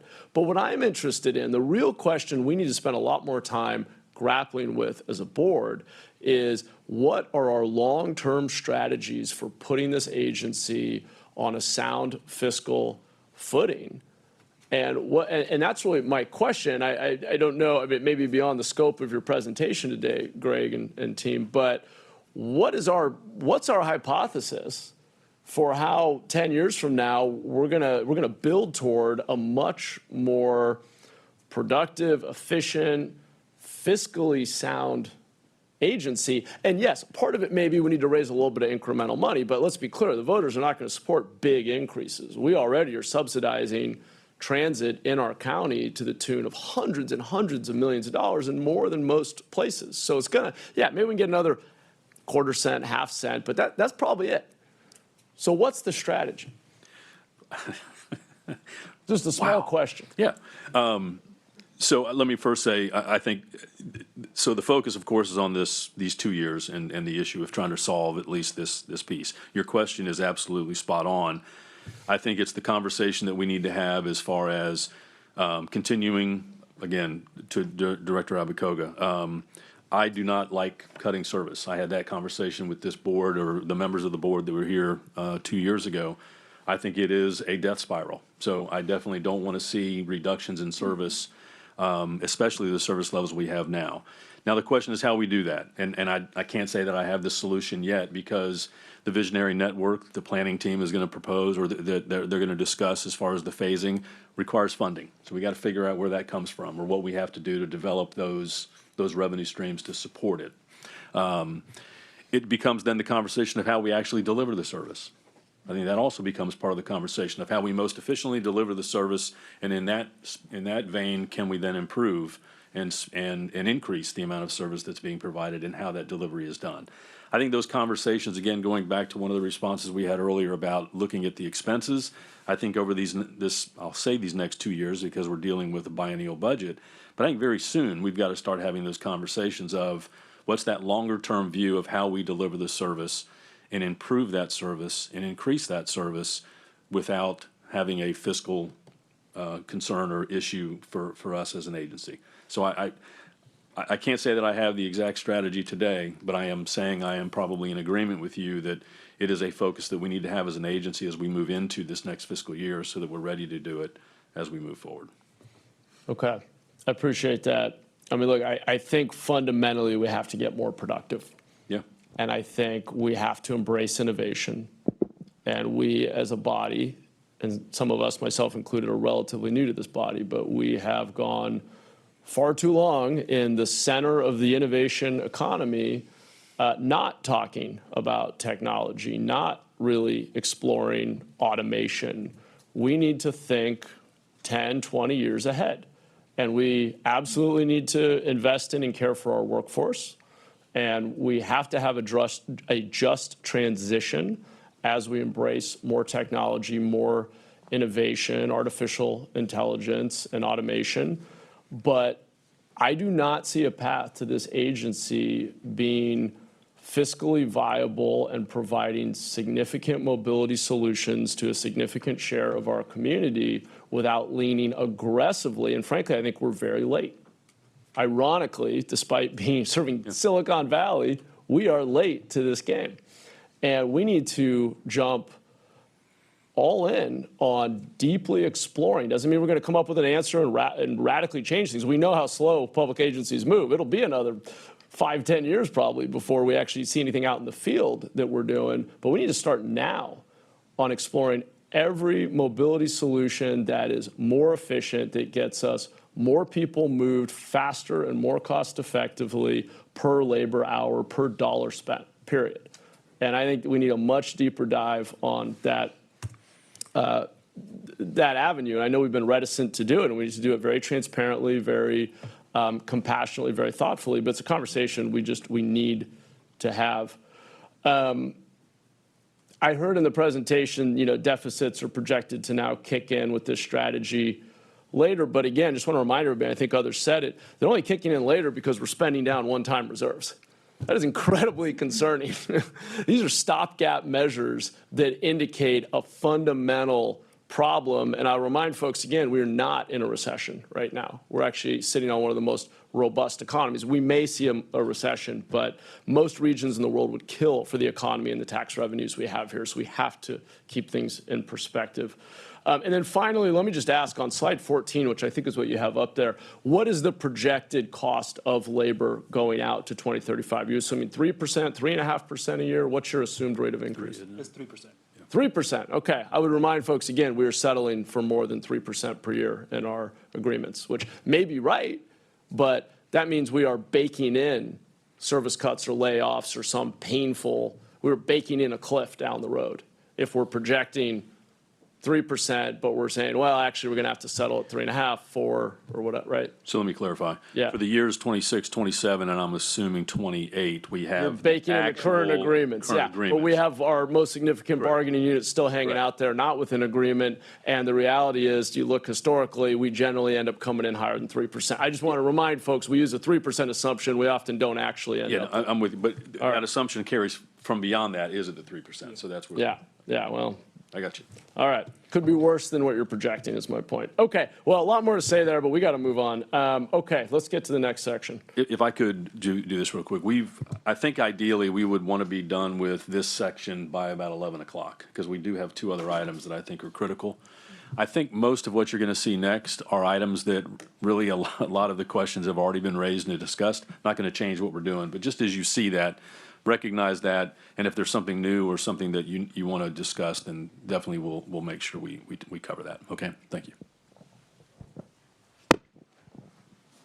All right, thank you. Now we'll move on to the VTA Transit Fund expenses. We looked at the revenues. Now these are the expenses, and we'll just kind of break that down as to how we spend the money that's generated in the Transit Fund 1000.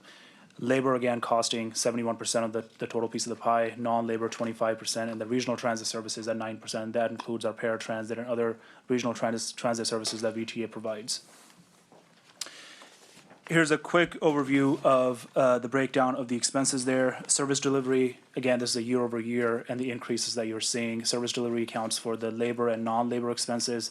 The regional transit services is our paratransit, Altamont Commuter Express, Highway 17 Express, and Monterey to San Jose Express. The reimbursements are all the staff hours that are charged out to capital projects, and the reimbursements come back to the transit fund as a revenue. The debt service is shown there. And then the final item is what we discussed already, is the transfer to capital fund. And as you see, historically, we've budgeted $40 to $43 million coming out of the transit operating fund to fund the capital ecosystem for the transit side. And that is not what we're budgeting as an expense for the next 2 years. And we're using the reserves, the capital reserve, to fund the ecosystem for the transit. Again, labor cost here, the 26-27 again reflects that 20% vacancy rate. And that's still in line with kind of the numbers that we've had in 25 budgeted, and that's just given the increases in the wages, the step increases, and also the additional positions that were added as part of the mid-cycle budget requests for fiscal year 24-25 that are reflected in the 26 numbers and 27. A quick breakdown of the non-labor expenses, and this is what we're holding ourselves to, that 5% increase, 5 to 7% increase, I guess, with some of the items that absolutely have to be increased more than 5%, like utilities and fuel and those type of things. But this is a breakdown here of the $149 million that's being budgeted for the non-labor transit fund expenditures for the next, for 2026, and $151 million in 2027. These are, again, the regional transit services that we provide. The one thing that really kind of jumps out here is the paratransit cost that is increasing from 2025 to 2026 and 7. There's roughly a $13 million increase in that contract. Staff is negotiating a contract with a new transit provider for the paratransit services, and that cost increment is included as the new cost that's being proposed for the new contract. And also, we're expecting the ridership level to increase for paratransit back to the 2019 level, and that increase has been shown in 24 and 25. And we also have staff here from that manages that contract, and I can also dive deep into answering any questions related to the paratransit contract. But the total cost there is the $51 million that's budgeted for 26 and $55 million in 27 for the regional transit services. I'll move on, and we'll just pass on to Danny to go over the VTA capital program, and we'll take any questions at the end. I just want to make one quick comment on the capital. The normal process for this is CPC, the capital program committee, capital Program Committee? I always get that one confused. The CPC. They normally would have met several weeks ago, but unfortunately that did not happen. They're not meeting until Monday. CPC will see a much more detailed version of this, of the capital program for the 26-27. What Danny's about to go over is a little bit higher level. So CPC will see it, and they'll dive into it a little bit more in detail. All right, thanks, Greg. In this next section, we'll be reviewing the fiscal year 26 and 27 proposed capital budget for the Transit Fund, as well as the budget for the other funds and programs that the VTA manages. On this slide, it's an overview of the timeline to develop the capital fund. In September 2024, we initiated the call for capital projects and received appropriation requests for new projects and existing capital projects. Over the next few months, the appropriation requests were reviewed and rated by two internal groups. The first group is the Strategic Capital Investment Plan Working Group, the SCIPWIG. This group rated the projects on strategic merit based on board-approved criteria, which we'll go over in a couple slides. Once this group was finished, it moved on to the next group, which is reviewed by the Strategic Capital Improvement Program Oversight Committee, called the SCIPOC for short. The role of the SCIPOC group was to rank the projects and to take into consideration the financial constraints of the various fund sources and also the scores from the previous internal review group. This process has moved forward to the current stage where, as Greg mentioned, it'll be reviewed by the Capital Program Committee on Monday, the 28th. After the CPC's review and input, we'll update the recommended list and take it to the various board committees for review and then onto the board of directors for approval in June.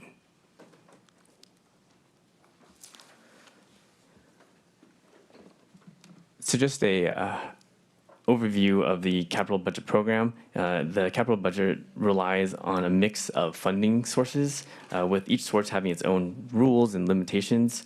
There are 7 key funds that are organized into 4 capital program areas for the capital budget, which are the VTA Transit, the VTP Transportation Program, the Transit Oriented Capital Program, the VTA Mega Projects Program. For the capital budgets being proposed, we've identified the fundings from grants and local matches to support the appropriation request. The projects put forward are open to board input and also further refinement internally. One of the plans that we use to guide the development of the capital budget is the Strategic Capital Investment Plan, also known as the SCIP. The SCIP is used to identify short and long-term capital needs over a 20-year period and provides a roadmap for investments of capital projects within the county.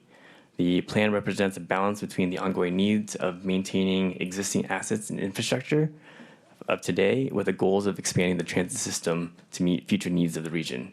The SCIP doesn't allocate funds or commit VTA to the projects that it identifies within it, but helps inform decision makers of the capital needs. This next slide here shows the board-adopted criteria within the SCIP. There are 6 criteria areas.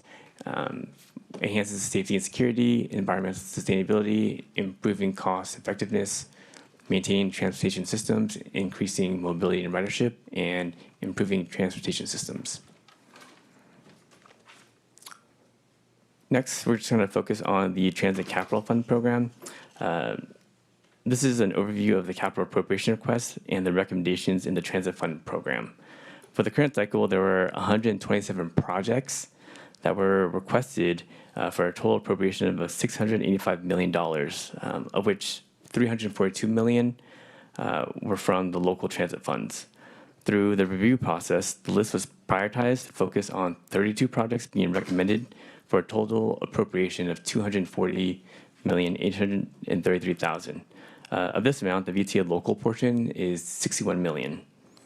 The local match for the transit fund is from the Transit Operations Capital Fund, which was established in the last biennial budget as a reserve to support capital projects with local funds. The Transit Operations Capital Fund is funded through the surpluses generated from the operating portion of the transit fund after all the other reserve requirements are met. This next slide shows a chart of the distribution of the proposed appropriations for the transit fund projects across 6 categories. The largest category is in the revenue vehicles and equipment, which encompasses projects such as the purchases of electric buses and the paratransit fleet procurement. So we'll move on next to an overview of the other programs and funds. There are 7 programs and funds that the VTA manages. These are the 7. First one is the Congestion Management Program. The VTA serves as the congestion management agency for Santa Clara County. As the CMA, VTA is responsible for countywide transportation planning and land use coordination, which involves everything from highway improvements, bicycle and pedestrian infrastructure, and encouraging transit-oriented development. The CMP is primarily funded through assessments of member agencies and federal planning grants. And the table below reflects the fiscal year 26 and 27 proposed budgets for revenues and expenses. Next, move on to the Silicon Valley Express Lanes. The Express Lanes program aims to provide congestion relief through effective use of existing roadways and provide commuters with new mobility options. The program is funded through a mix of sources from toll revenues collected from drivers using the express lanes and through violations, grants, and other financing sources. The express lane program currently consists of 2 corridors, State Route 237 and I-880, and US 101 and State Route 85. The program is being delivered over 6 phases, with phases 1, 2, and 3 in operations, and the remaining 3 phases to be delivered in the near term, which is 3 to 5 years. The table below reflects the budget for the express lanes. In fiscal year 26 and 27 reflects deficits as design costs for phase 6 and construction costs for phase 4 and 5 are planned to be underway.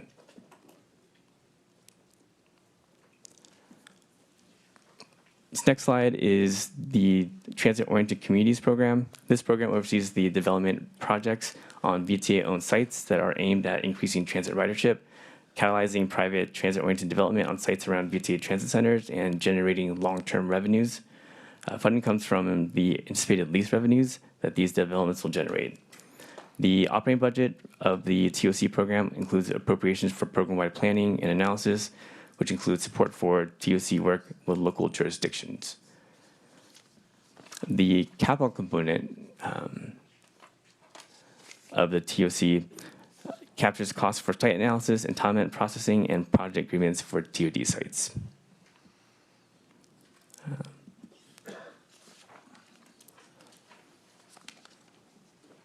Next is the VTP Transportation Program. This is more of a regional capital program that pools funding from state sources, such as SB1 state gas tax and other regional federal sources. Funding for the VTP is mostly entirely based on external discretionary grants. Projects approved under this program are contingent on securing appropriate funding sources. The scope of this fund is to improve transit highways, expressways, and active transportation projects across the county.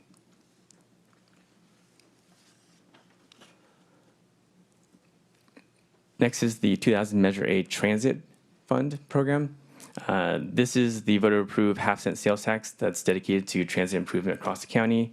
It's a 30-year measure that's earmarked for special projects like the BART Silicon Valley Extension and the East Ridge to BART Regional Connector. The funding here is set to sunset in 2036. The operating portion of this fund supports debt services, operating assistance to the transit fund, and professional services, while the capital portion consists of commitments on capital projects over the next 2 fiscal years. For fiscal year 26 and 27, the BSC Phase 2 is requesting about $1.2 billion in appropriations to undertake the federal New Starts project work. Work will include engineering, right-of-way, and advanced utility relocation efforts, and BART vehicle procurement.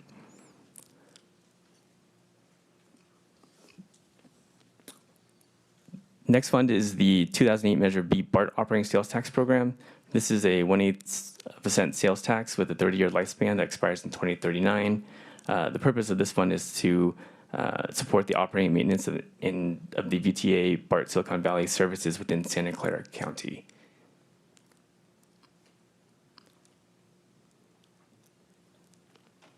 last one is the 2016 Measure B. This is another voter-approved half-cent sales tax that started in 2017, and that will sunset in 2046. The scope of this program covers transit, as well as highway, expressways, and active transportation projects. The funds here are allocated on a formula-based distribution, which is shown on this next slide here, are the program categories based on needs and capacity, as well as the formula-based. And then this slide here shows the appropriation request for 26 and 27 of the Measure B program. I'm going to pass it back to Jaden. Thank you, Danny. So we'll conclude the presentation with just these few points here. Again, I'll reiterate as to the fiscal prudence as we move forward for fiscal 26-27. We will take the recommendations and the feedback that's given by the board and incorporate that as part of our recommended budget. And the next steps for the presentations are that we'll take a presentation to a joint advisory committee workshop on May 7th, ANF committee May 15th, and it'll be coming back to the board as a full presentation on the first week of June board meeting. And with that, we'll conclude this presentation and take any questions or feedback. Thank you so much. And before we do, let's take public comment and then come back for any questions or discussion. We have Harry Neal.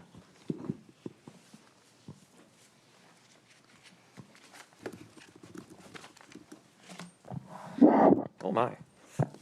Good morning, board members. My name is Harry Neal. Regarding some of the budget comments, I think that definitely needs to be considered is diversification of tax sources. As our wonderful Carolyn mentioned, we are incredibly sales tax dependent, and that puts us in a very risky position when anything happens to the economy generally. In other places around the country where they have different tax types, they aren't as dependent and they're more resilient in the event of recession or some such event. With the regional measure being a citizens initiative, that gives some opportunity to look at things like that with the lower voter threshold. As was also mentioned by Vice Chair Mahan, the importance of operating efficiency and getting the most for our labor hours, the most for our dollars. Really important on that is bus lanes and TSP. Those give a massive return on investment in terms of efficiency and improve the rider experience too. Those are things we definitely cannot discard from our consideration. Same with maintenance efficiency. We need to make sure that our fleet is up to date, so we have readily available, very cheap parts for maintenance to help bring costs down. And I think I'm over time, so I guess I'll stop it there. Thank you so much. Do we have anyone online wishing to make a public comment? Yes, we do, Chair. And before I call on them, I'd like to note for the record that written public comment was submitted and is included in the online portal. Roland, please accept the unmute and begin speaking when you're ready. Good morning, and thank you for the opportunity. So very briefly, I would like to follow up on the question about contributions to calculating operating expenses, which are basically zero. That is reflected on page 14 of the proposed budget, which is item 2.1.a, I guess, if you click on the link.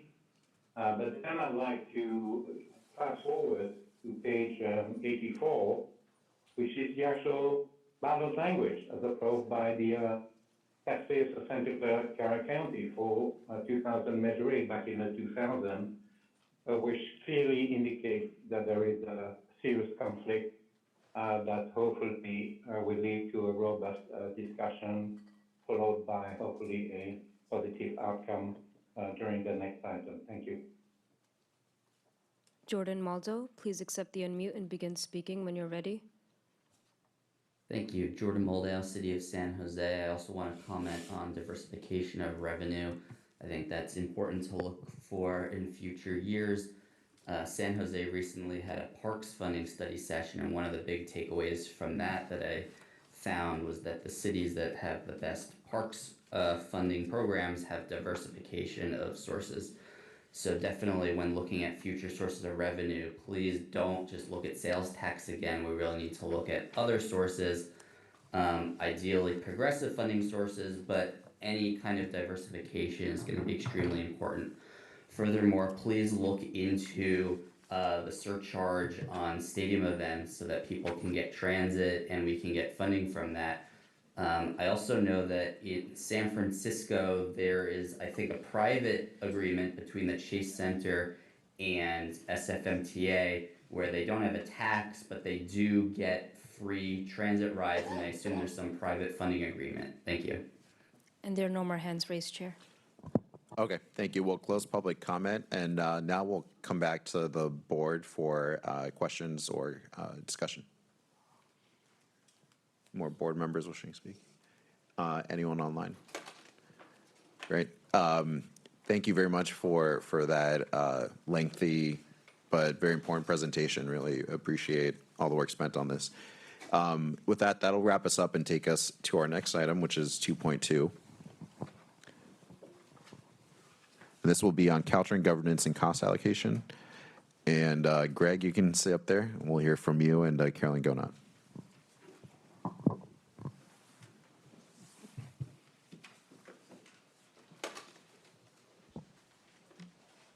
Good morning. Hold on. Am I running this? Yes. Okay. Do you want me to just kick off since you have a bagel in your mouth? Okay.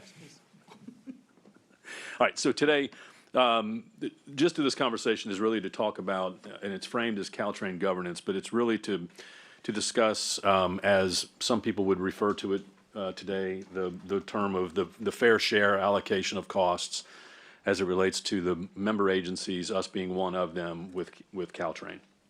And so we've got some information here that we're going to discuss of kind of where things are today and why it's such a, what I would consider to be an important conversation that's occurring, which will also then lead into the next conversation, next topic that we'll have, which is about the regional measure with some specific discussions about SB 63. So the slide here is just basically identifying for us that, once basically for years, the counties have basically had this dedicated responsibility to Caltrain, and in our case, it's been a dedication that's come from specifically our operating funds. And that has historically put a strain on us and would seriously put a strain on us as we go forward. Since then, voters approved certain sales tax measures to help support Caltrain overall, and for the most important one for us, it would be Measure RR that's showing on this as a source of funding that shows as operations and maintenance, but I'd also argue that it also, when you think about the dollar amount that was provided as a part of Measure RR and what historically we had provided on an annual basis, covered also what I would consider what should have been our capital contributions. Now, what's happened really since Measure RR has been put in place is really one significant event, which we have all experienced, is COVID. And that changed the dynamic for Caltrain specifically and very significantly. Since then, and as they have developed their electrification, I think there's other concerns that have been raised as far as the cost of that electrification, and that has also been sort of a major element that's, as we move forward, as to the overall costs that are being absorbed and what is potentially generating some of the deficit. And so that the element of the traffic patterns and the additional costs are leading into the conversations of how do you solve that, and that becoming that regional funding legislation that's being discussed. And what we see is this is an opportunity really for everybody to clarify the funding that's necessary and how that is actually done throughout the system. And are we at a point of deciding, is it a overall system allocation? Do we still bifurcate some of the services that are provided, in our case, for instance, like Gilroy? And at the same time, we also have to keep in mind that as we talk about this regional measure, as we just talked about with the budget, we also have to be able to protect our own local transit. And so that's also a critical point of this discussion. This next slide just gives you a reference of how much has been provided as a source of Measure RR. And also to keep in perspective, prior to Measure RR, and there was a slide that I should have had in here, and I apologize, it would have shown the history of what has been provided by each of the member agencies since, call it 2008-ish or something like that. And I think overall, the total contribution that was provided before Measure RR, and again, before COVID, low range was probably about 16 million, high range was probably about 35 million. So what you're seeing with Measure RR in the aggregate since fiscal year 22, you're seeing a range of 112, 113 million to 120 million dollars of funds that are being provided from Measure RR. And you also then see the allocation by each of the different counties as far as that contribution. And that's critical when you start talking about the allocation methodology that is planned to be used. So this is just a reference of funds that are now being provided to Caltrain, not specifically directly by VTA to Caltrain, but from Santa Clara County in the form of the Measure RR. And we consider that to be part of that, really in the aggregate, our contribution. The other issue that exists right now is there's a lot, with this conversation that's going on about the fair share for Caltrain, it opens the door for the JPA, or basically the agreement that exists between the member agencies. And what's important about this one is there'll be reference to, well, the JPA says that this is what we should do. Keep in mind the JPA was drafted and probably has not been changed since before 2000. So there's a lot that has changed. And within that agreement itself, there are a lot of terms, definitions, and things of that nature that really are just outdated. In reality, unless, and I've yet to find it, and if I'm wrong, I apologize, but I have yet to find really any reference to revenue, any reference to Measure RR, and really any reference to operating. The only reference is really about operating costs, but really nothing about a deficit. And so it's the language that exists that people are trying to utilize the current JPA in trying to come up with now, today terms, which is a difficult exercise, which is why we're sort of saying that now is the appropriate time to amend and potentially revise that agreement because of just the varying issues that exist in today's world. And what hopefully that would do is, one, confirm the timing. And when I say this, I refer to it as the precipitating event of when the member agencies would contribute. Because right now there really is no trigger. The trigger everyone is assuming is a deficit. Well, if that's the case, let's define that as the precipitating event, and that's when member agencies would contribute. And then, however that allocation is done. So that's part of what I would consider the JPA discussion that needs to occur. And then in clarifying the language for the group to understand or to go through is, what is the methodology in some of the allocations? Historically, there's been what's referred to as AM boarding. And amazingly enough, over the course of the JPA, although I haven't seen any formal amendments to the agreement, that has changed from AM boardings to some sort of midday boardings to all-day boardings, gone back to AM boarding. So there's been changes that have occurred over time, but not necessarily within the agreement itself. And then the other major question that really refers directly to VTA is about the allocation of certain system costs. Again, this is where the JPA is being utilized that says, in the JPA, we are saying that Santa Clara County is responsible for service from Tomian down to Gilroy. That's what the JPA says. I see it, and it is there. The question today is, should that still be in place as it is? Or should it be seen as an entire system, and we simply say the entire system is being allocated as a cost and everyone shares in that? Again, these are just conversations that would occur in developing any strategies as far as the allocation of costs for the system. And with that would also be then if Gilroy is something that we're going to be responsible for, does that open up the door for other segments of the system that need to be funded by others? I mean, again, if there's going to be a Gilroy specific nature, is there another one to the north that might be something that would be considered? So those are just things that, as we go through, needs to be understood. In those conversations, and you talk about the different ranges or different options that exist, the three variables are what I've got up there as the items that really need to be discussed, assuming you get to the point of what are the costs that are going to be allocated as it relates to Gilroy, or as it relates to Caltrain. So you've got the issue of all-day boarding versus AM boarding. You've got how you or do you apportion just so everyone's on the same page, we believe you need to identify the apportionment of Measure RR, but the county apportionment of Measure RR and how that's done in the calculations, and then ultimately the cost allocation of Gilroy.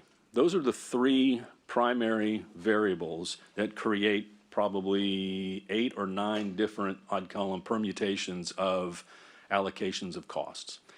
And in that, you'll see here, basically you're seeing the lowest range, and this refers to, so when a deficit is created, and depending on how those allocations are done, the deficit on the low range, you'll see for San Francisco, San Mateo, and Santa Clara County, you would see our deficit contribution would be in the range of $15.6 to $16.9 million. That's on the low range.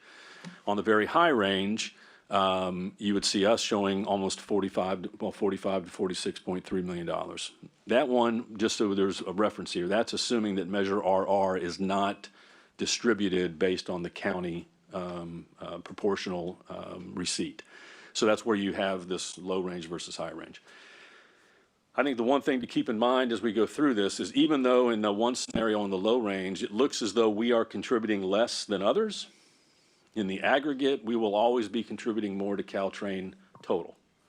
Ray, can you tell them what the deficit, the Oh, I'm overall sorry. deficit is, because you can't tell what the. So the deficit that's projected, they've used Caltrain has used an average. So over, I think it's about an 8 or 10 year period, they've got an average deficit of about $77 million. That's been the frame of reference when we've had these conversations. So each one of these things identifies somewhere in the range of a $77 million deficit that folks would be contributing to. But again, I go back to no matter what our contribution is to the deficit, VTA in the overall scheme of things, even though we would have a lesser on the lower range, we would still be contributing in the aggregate more than what the other agencies would be doing.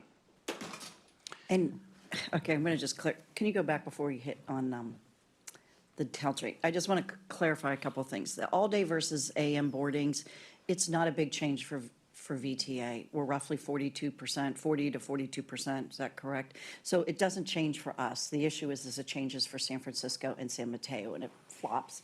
And San Mateo takes more in one case than the other. Same thing with San Francisco. So it's less of an issue for us about where that goes, but it does matter to them. But when you take into those other factors, it matters. So if you think about it before, the operating costs not covered by fares or other resources were specifically split by either the all-day or the AM boardings, whatever it was moving around, or midday boardings they were using at the time. Now, on the county apportionment of Measure, so we were paying 42% roughly, 40 to 42%. When it comes to the county apportionment, you have all these numbers in your mind. The county apportionment of Measure RR, as Greg showed, we're about 55% of Measure RR. But because they never addressed the revenue, right now that money goes to them, and without a deficit, we really weren't thinking about it. Now they're coming into a deficit, and we're saying, but we're giving a lot more revenue from our county. Why should we be responsible still? If you deduct all that, should we be responsible for the remaining, the same amount of 42% of the remaining deficit if we were already putting 55% in for the Measure RR? So that's the question that we have there. And then the last thing is, on that is the Gilroy costs. And that is completely different now. That's a diesel system, and Greg will get into that. So these are the numbers you need to think about, because those are the scenarios. So for us, we do care about Measure RR being carried through. All-day AM boardings are less of an issue for us. It's more of an issue between the other two counties. It's also an issue on the Measure RR on the issue between San Mateo and San Francisco, because I think San Mateo has the least amount of revenue for RR. And so there are concerns so this is all playing into where are the puts and takes on all of this. So who gets what? And then the last issue is the cost allocation at Gilroy, which before was just concluded. So I'll let Greg talk about it. But I want you to be aware of the numbers because of why we are pushing, well, I'm not saying pushing, but why we're analyzing all these scenarios. And if you look at the highest range, it assumes they don't apportion it they don't include the Measure RR apportionments, and they don't include the apportionment. It's AM or all, I can't remember, it's AM or all-day boardings for us. It doesn't really matter. And that we cover all costs for Gilroy. That's when it's the highest for us. And when it's the lowest, is when we share in the Gilroy cost across the system. We get the county apportionment of RR, and it's one of the boarding ones. That's the range, AM versus P. Okay? I know that's a lot of information, but I think you need to be aware of the differences between the AM boardings, which is what always was systematic, and what our number is, that 55% that we pay into RR right now. I do want to also just make sure it's clear to everybody. I mean, there's a very detailed, I'll say it for me, there's a very detailed options slide, but unfortunately, Caltrain does not, from what we understand, has shared that in the public arena, so we did not want to share that today until we got clearance from Caltrain. It's a beautiful way matrix that identifies it, but just didn't feel as though we could share that today with this body, so that's why we use these ranges. But the concepts are there for us, I think, to understand. As we go to the next slide, it talks a little bit more about Gilroy. And again, I'm using the term excerpt from a Caltrain presentation. So most of this was from something that they had presented with, a little reference or changes on our part. So as you talk about the original JPA, again, it goes back to, it does clearly make the distinction that there's a Gilroy service and a mainline service. So that's in the current JPA. It identifies that Gilroy, the cost will be borne by Santa Clara County. The thing to keep in mind also, that has not been done since fiscal year 2001. So it's in the JPA, hasn't been done, and it's basically those costs have been borne across the entire system. Now, there is a reference in the presentation they did that there's an agreement in 24-25 where Santa Clara County would pay for Gilroy costs. When I saw that in the presentation, I think what that refers to is simply that we have accepted the fact that with Measure B, 2016 Measure B, we would absorb certain costs related to the incremental cost of I'll call it the fourth train for service to Gilroy. It was not within 2016 Measure B to be the full funding mechanism for all of Gilroy. So there may be a misunderstanding on their part as to what 2016 Measure B fully is intended to fund, but from our perspective, as Measure B is identified, it's for the incremental service related to that fourth train. And so that's where on VTA's Measure B, that's the distinction I'm making there, is that it's not intended for that. The conversion to electrification is where some of the change is now currently existed for Caltrain. And so when you think about fiscal years 25, 26, and forward, now they've got a very clear delineation in costs between north of Diridon or Tamian and south of Tamian, because now you have a distinction of electrification versus diesel. And so there's this, now that they feel as though, and understandably so, that there's this ability to identify the costs related to Gilroy, and those are borne by VTA. Again, this is the conversation that we need to identify for ourselves is, number one, is that how we want the system to be allocated or charged? And then two, if that is going to be the approach, we really need to understand how the allocation of those dollars is going to be done. Because again, if you just simply make the distinction between diesel and electrification, there's a lot of costs that have been borne into the entire system, even on the diesel side, that really need to be borne by the system. And we need to figure out how those are being allocated and not necessarily absorbed completely by VTA, as well as some of the staff. Some of the staff and engineers, mechanics, things of that nature who are diesel trained, they're going to eventually be turned into, I would imagine, electrification sort of trained, but in that process, it would be easy to say you got X number of diesel trained individuals, that goes to diesel. Well, I don't think we need to be absorbing the cost of all of those people when they are training and beginning to move to electrification side. So it's those things that we would still need to clarify and work out with the member agencies and or Caltrain to fully appreciate what those allocable costs are going to be. And so then in just I think this is the last slide as far as the considerations.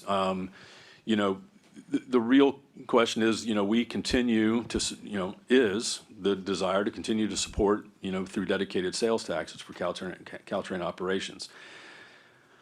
We need to keep in mind that without a measure, the only other mechanism for us to provide funding to Caltrain is from our transit operations. That's it. That's the only funding mechanism that really exists beyond anything specifically identified in 2016 Measure B. And I would reference, I think, in 2000 Measure A, it's really about increases in or additions to. It's not necessarily just ongoing operations. So there's probably some distinctions on 2000 Measure A, we would have to clarify. But the fundamental belief here is that if we need to provide funding to Caltrain and there is not another measure of some sort, it's coming out of transit ops, which then means we've got another pressure on the budget that we just discussed, which did not include something like that. And then just overall, how the regional transit funding piece and how it links to the JPA begins this conversation of all-day boardings versus AM boardings, the cost allocation methodology, and then us being able to balance our needs as an agency. So we've got to be able to balance our VTA needs versus what our obligations are to Caltrain. So those are the things that I think are currently under consideration as we talk about this, and this will lead to our next conversation, but I believe this ends it, and I will stop here for any questions, except from those two. No, I'm just kidding. Thanks so much. And let's do public comment first, and we'll come back for questions and discussion. We have one. Harry? Harry, and then online. Hello again. Thank you for your presentation, Greg. On the question of governance, I think that really this goes to a more, apologies if this is a little bit off topic, but I think when you think of governance, you can't really just be thinking about one agency. You do have to be thinking a little bit about the region. And recently I was coming back from Hayward, and I was driving through Fremont to get back home in Berryessa, and the barriers between the urban areas are really paper thin. They are, in a lot of ways, just non-existent. And I think if we're thinking about governance at a regional scale, I think I might be coming around a little bit to at least partial consolidation in some ways. I know it's not too on topic here, but I think it's worth mentioning considering it's a governance question. Thank you. We have one hand raised over Zoom. Roland, please accept the unmute and begin speaking whenever you're ready. Thank you. And so I'd like to do two things. The first one is to provide some context to the so-called Gilroy service. This is a South Santa Clara County service which potentially serves 500,000 people. Approximately 150K between Gilroy and Morgan Hill, and 350,000 residents in South San Jose. So this is not a Gilroy service.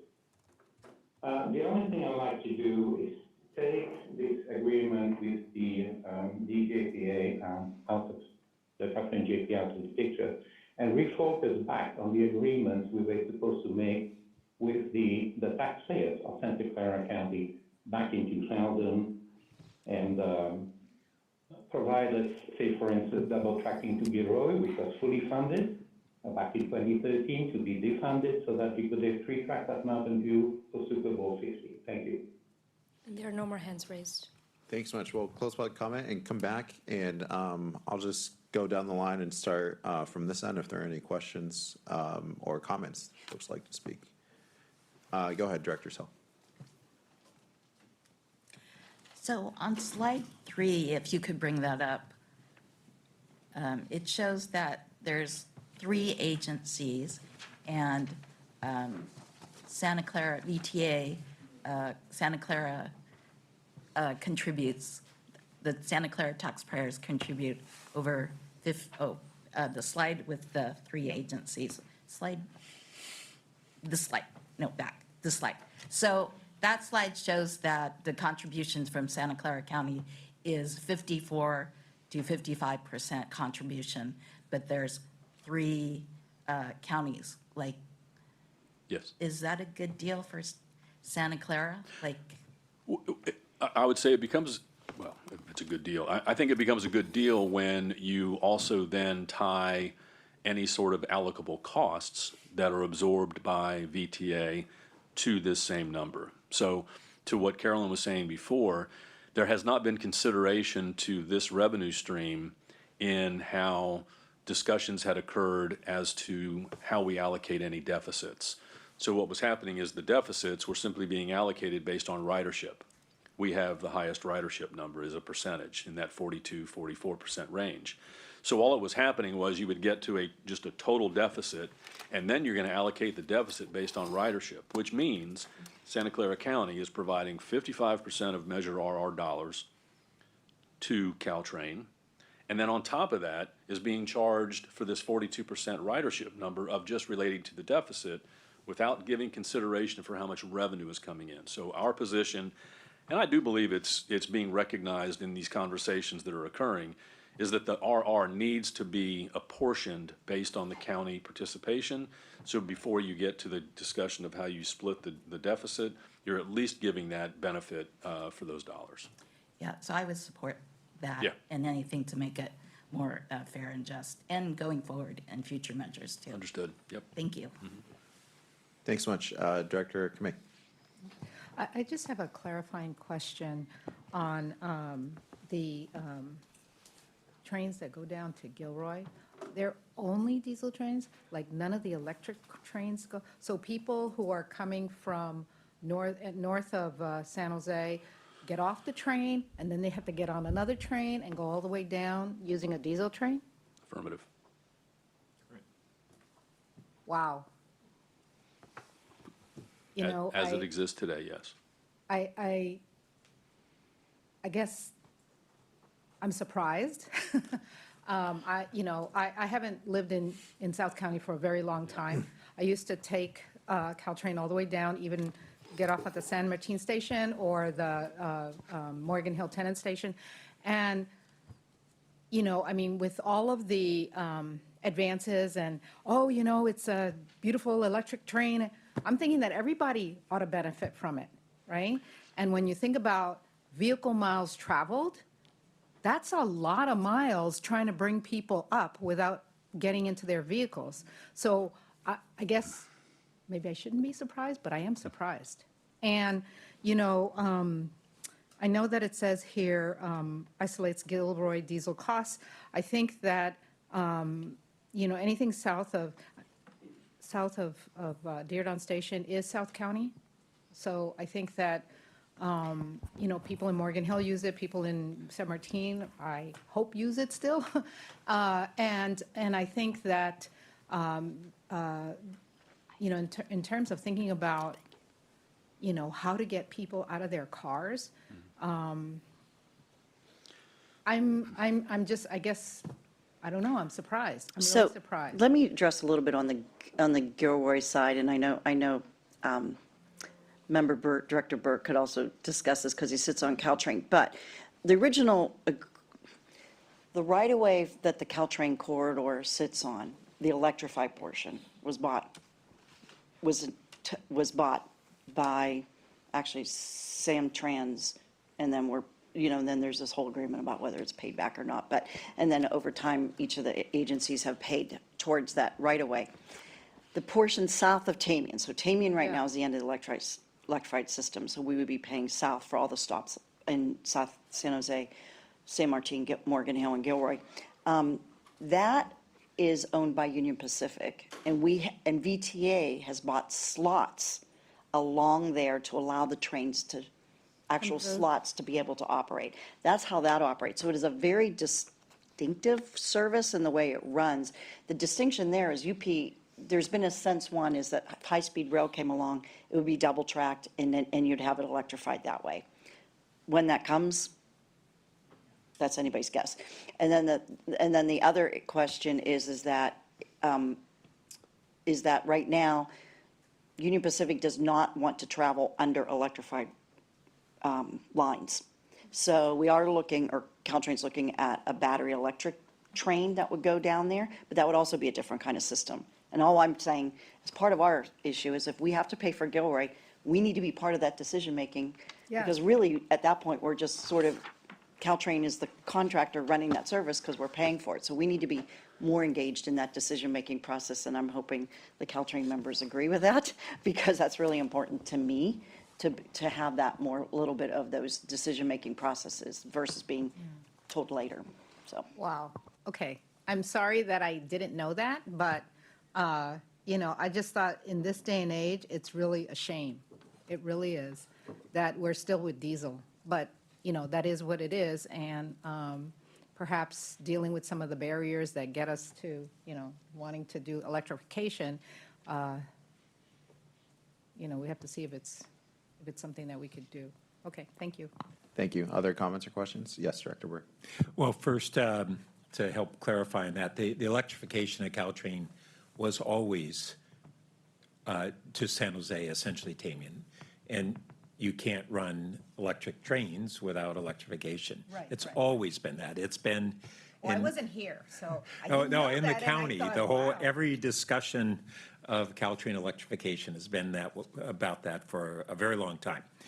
But the good news is, as Carolyn alluded to, actually, Caltrain isn't just exploring. They have on order the first in the country battery hybrid or battery electric trains. So, and this is through a major grant, but it's the first use of this kind of train in the U.S. so that they will actually have electric trains that will go to Gilroy. It's what, about 2 years from delivery, if I recall correctly. And then those trains will actually be able to run on the electric tracks and continue. At first, it's only one train set. They're expensive, but that is a big breakthrough there. And then I just wanted to, further follow on to some of the other comments. One of the Caltrain's problem is that pre-COVID, it was the highest fare box recovery in the country, I believe, which was an incredible achievement, big bragging rights. Riders were paying for 80% of the operations, which meant when COVID hit and fixed rail ridership crashed, like on BART it has, like San Francisco, the fixed rail ridership has not recovered. Buses have for everybody, fixed rail hasn't. Caltrain found themselves in a big deficit. Because they relied on fare box recovery so much. We didn't touch on today, but we have our BART operating deficit. I don't think it was in that prior budgetary report on how much we're paying on operating deficit. Did I miss that? It was the 2008 Measure B. There was a slide in there that that did reference. It's about how many dollars a year? Well, hang on a second. Okay. While you're asking another question, I'll get that one. And then I'll let Director Abakoga talk about how, to the extent she's able to, because she is our representative on a negotiation on governance issues, which ties into these funding issues, who pays what. And so some of that negotiation is still confidential, so she may not be able to and still unresolved. But there has been this issue of the managing agency being Samtrans. Caltrain has had real problems with Samtrans not providing Caltrain the latitude on a number of the important management decisions and employee decisions that really important that Caltrain be able to manage themselves. And so that's part of the negotiation here, tied in with the who will pay what is who has what independence. Yeah. And so I hope that we, at a minimum, will be able to resolve some of those governance issues in a way that we think favors Caltrain greater than the current governance agreements do today. Maybe not everything we would hope for, but an improvement tied into addressing the financial issues in the way along the lines of what Greg described. So Director Abakoga, hopefully in the coming weeks or months, will be able to report out to us on that. It ties into our next item because our interest and how we would utilize the regional measure funds include a resolution to these Caltrain negotiations. And so how many dollars we as VTA will put in and where we'll get those dollars, whether they come from the regional measure versus our own operating budget, is somewhat dependent on resolution of this negotiation on the funding and the governance. So if that wasn't convoluted enough, I just do want to say, too, that for much of our county, we say, refer to Caltrain, but we are one-third partners in Caltrain. And it is an agency that we are part of, and it functions in many ways as the backbone of our transit system. One of the concerns I've had for a long time is we often at VTA kind of think, oh, well, Caltrain, we're a bus and light rail agency, and then we contribute to Caltrain. No, you look physically and how the network works, it goes to Dearborn and south of Dearborn, all the way to Gilroy. And in fact, there's even connection on the diesel to Salinas going forward. But we're waiting and hoping that someday we'll get BART to Dearborn. But Caltrain is Dearborn today and electrified. And it is a backbone of our county's transit system. And I just want us to really recognize they are us, they're not them. So that's my spiel. Thank you. I can circle back on his question. Yeah, please.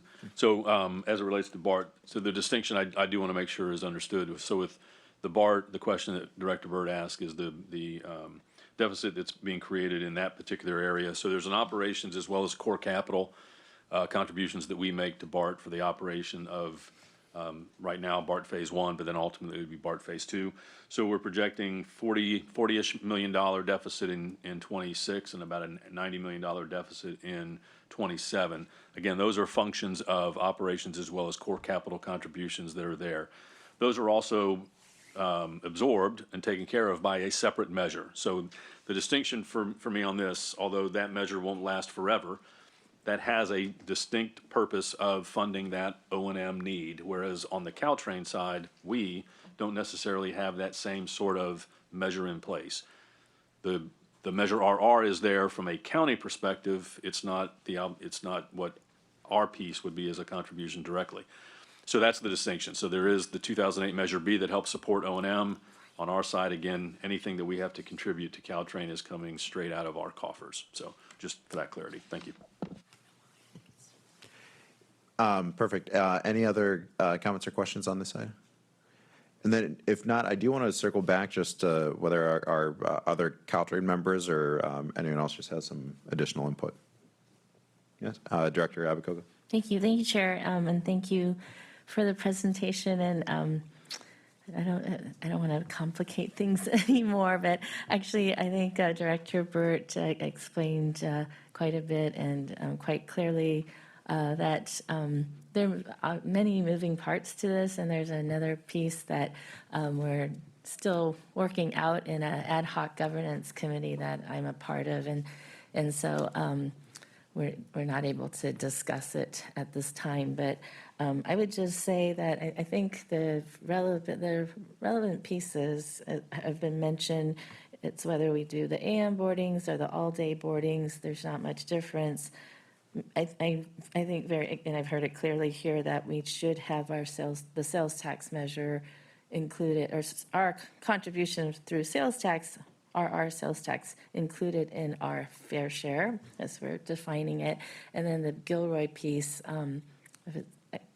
it sounds like I haven't heard yet, but I think it is important for us to have more control of what that piece is. And, I will say, I have some concerns about the cost of it. If I looked at the ridership numbers, and we're at about 75,000 a year that rides that segment, I believe, out of the 2.5 million riders that we have in our county. And the cost of it is about 16% of our total contribution, and I think it's a 3% ridership number. So I think we will have to I would like to have a conversation on that piece later on. But whether we pay for Gilroy or not ties into also, and Greg mentioned it, there's the other side in San Francisco where there's a project called the Portal, which goes from the 4th Street station to the Salesforce building. It's about 1.5 miles. And we are discussing that. I'm on that committee as well, and talking about who's going to pay the operating costs for that. So one argument I think we could make is if we pay for Gilroy, then perhaps San Francisco or another entity should pay for that part. That's a much bigger cost too. The whole project is something like $7 billion, I believe, or $6 billion. So that's something to think about in terms of like what is most advantageous for us. But I think also just the ability for us to control what Gilroy looks like is important. So we still have to negotiate that, frankly. But I would say this is very important to the regional measure discussion as well. But there's the other piece of the managing agency has been mentioned. And frankly, we have a timeline challenge because we need, and this is kind of bleeding into the next item, but we have to make a decision of whether we're going to opt in or opt out of the regional measure by July 31st, or July, basically. And this negotiation that we're doing, I'm not confident that we will complete it by then. So we may have to just make a decision based on what we have numbers-wise and, to where we are at this point. Frankly speaking, if you look at the revenue generated expectations with the 1/8, 1/4, 1/2 cent, all of that would cover our cost or our fair share for Caltrain and a little bit more. 1/8 barely gets us there. So I don't know that it's completely, it has to be completely connected.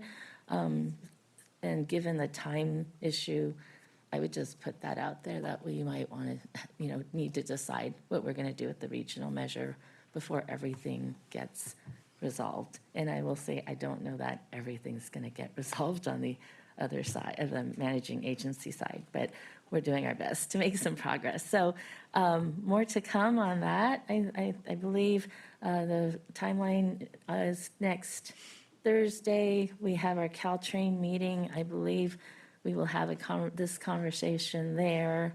And then based on that, we can bring it back to our board for further discussion. Thank you. Thank you very much for that perspective. Anything from staff, just briefly? If not, we'll go on to the next item. And as was mentioned a couple times, this is closely linked. We'll be hearing from Greg Richardson and Beverly Green, Chief Government Affairs Officer. And it is an important discussion. I wanted to give us time on the previous item. This presentation's pretty brief. I think, go ahead. Today, we're just going to go just sort of doing a brief presentation on this. We are coming back at the May board meeting next week to actually discuss various options for consideration, and then June, either staff will have a recommendation, or there'll be more discussion. Hopefully, we'll have a recommendation, but I want to just make sure that you understand that we're going to be continuing to carry on these discussions with the board regarding the not just the regional measure, but, the need to sort of cover what maybe our obligation is to Caltrain, because that's really the two things, not just what is the obligation and the dollar number, but how do we do it? Thanks. Yeah, thank you. Good morning. Beverly Green, Chief Government Affairs Officer, joined by Deputy General Manager Greg Richardson and Senior Policy Analyst Aaron Quigley. This presentation provides information to date regarding SB 63, a proposed regional measure authored by State Senators Scott Wiener and Jesse Arreguín. Next slide. The VTA board has been considering how and when to move forward with a revenue measure, given that VTA has a revenue measure expiring in 2036, and there has been much discussion over the last couple of years in the 9-county region agencies around the 9-county region agencies' financial situations. In December, the board advised MTC that VTA would be considering a Santa Clara County revenue measure, which would support its commitments to partner agencies and a contribution to the regional transformation plan. This decision was reaffirmed by the VTA board in January. In March, SB 63 was introduced by the state senators, and staff began evaluating SB 63 and how it had changed from earlier iterations of a regional measure. Information which will help VTA in this evaluation are underway and include polling underway, which will provide information from likely voters at the beginning of May. Return to source with local control of funding, no extraneous restrictions, the tax amount, and most importantly, VTA's operating needs being considered in the regional measure, such as signal priority and transit hubs. Next slide. As we review the current status of the bill, it includes establishing a regional transportation revenue measure district with a citizens initiative authority. The primary counties are Alameda, Contra Costa, and San Francisco. San Mateo and Santa Clara have the option to join in. It authorizes a 10 to 15-year regional public transportation operations plan with a half cent at the base. Now, there are options for variable amounts. The status is that it has been amended in the Senate Transportation Committee to strike the TFRIP, which I'm sure you've heard a whole lot about, and it has been approved by the Revenue and Taxation Committee. Next slide. In the proposed biennial budget presentation, you heard about some significant financial challenges facing VTA in the coming years. In consideration of any type of revenue measure, VTA funding needs would have to be considered on the same level as other agencies. The VTA funding needs include transit operations. We need a way to mitigate financial pressures. We need to restore the visionary network. Also, the Caltrain operations, for which we've had a lot of discussion. We need to eliminate pressure on the transit funds to meet that obligation. There needs to be certainty for Caltrain and VTA and for our other partner obligations. And again, the long-term pressure on the Silicon Valley project operations and maintenance. Next slide. Options to be considered to address Santa Clara County's needs, for which we'll receive more information in the polling, include option 1. This would be a half-cent early renewal of the 2000 Measure A. Option 2 would be a 30-cent half-cent measure replacing the 2000 Measure A. It would overlap that measure by an 8 to 10 year overlap between 2026 and 2036 or 2028 and 2036. And it would be a full penny during that time, depending on which measure VTA decides to go forward with. The new measure could remain in 26 while the 2000 Measure A sunsets. Both options retain total control of funds in Santa Clara County. They ensure that we meet obligations of VTA, our partner agencies, and the transit transformation. The timing of the measure, again, could be 2036. Next slide. The other options are a measure specific only to Caltrain. We just talked about what some of those needs are. It would be an incremental 8th cent 3-county measure. It would have a dedicated funding source for Caltrain. It would eliminate funding needs and fiscal pressures of partner agencies. And then we could join SB 63. Option 1 would be at 1/8 cent to ensure that Caltrain funding, and there would be some residual left for VTA. Option 2 would be a higher tax sales rate because there are variable options. For Santa Clara County, it would provide funding for Caltrain, and it would augment funding for VTA measures, or VTA needs. Again, that timing would be most probably 2026. We still need to understand the funding mechanisms and logistics of the measure.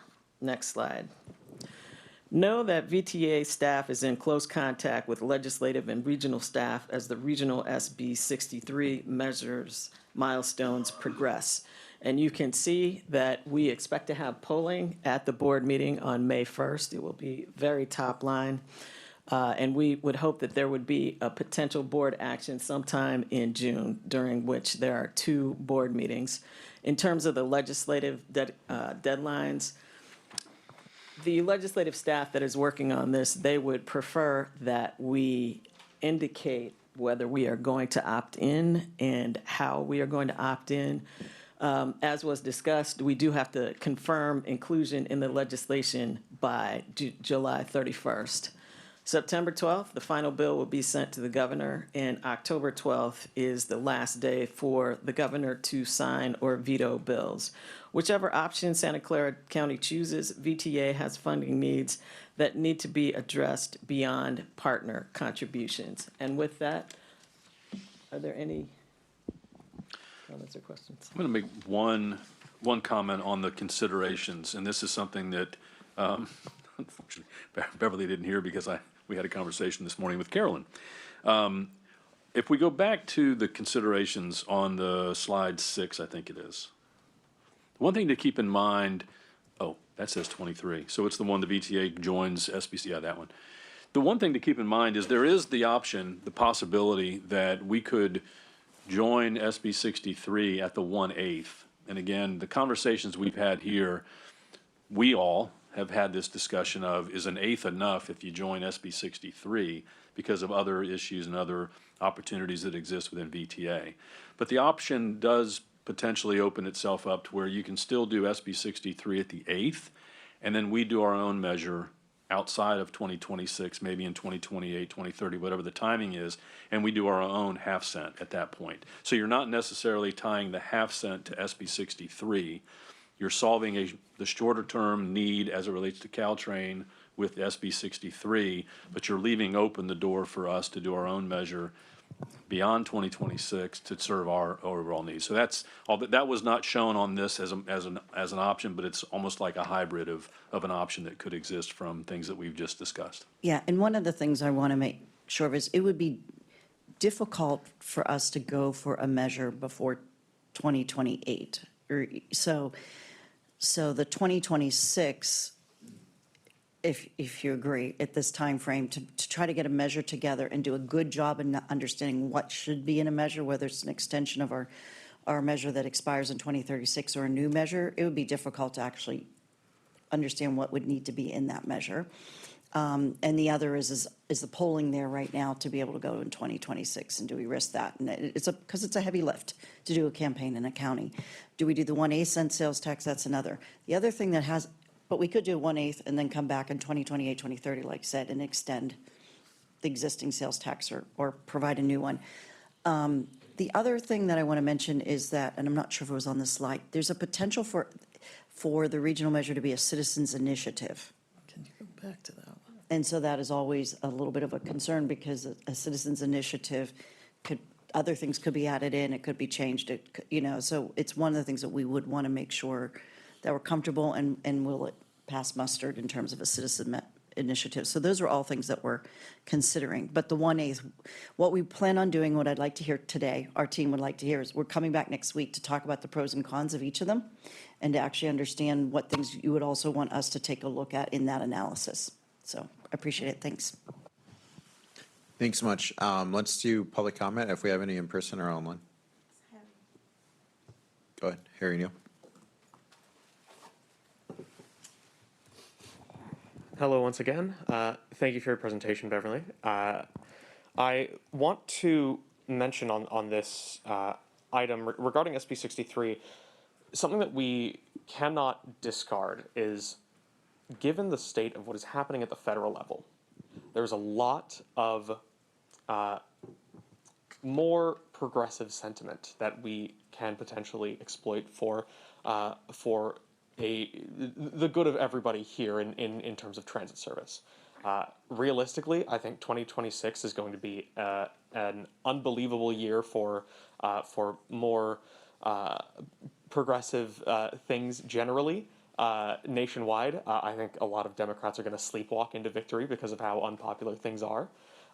We should try and make use of that. And if we think that under normal conditions a sales tax would be the only thing that can pass, we should take a look. Are those conditions going to change with this upcoming midterm election?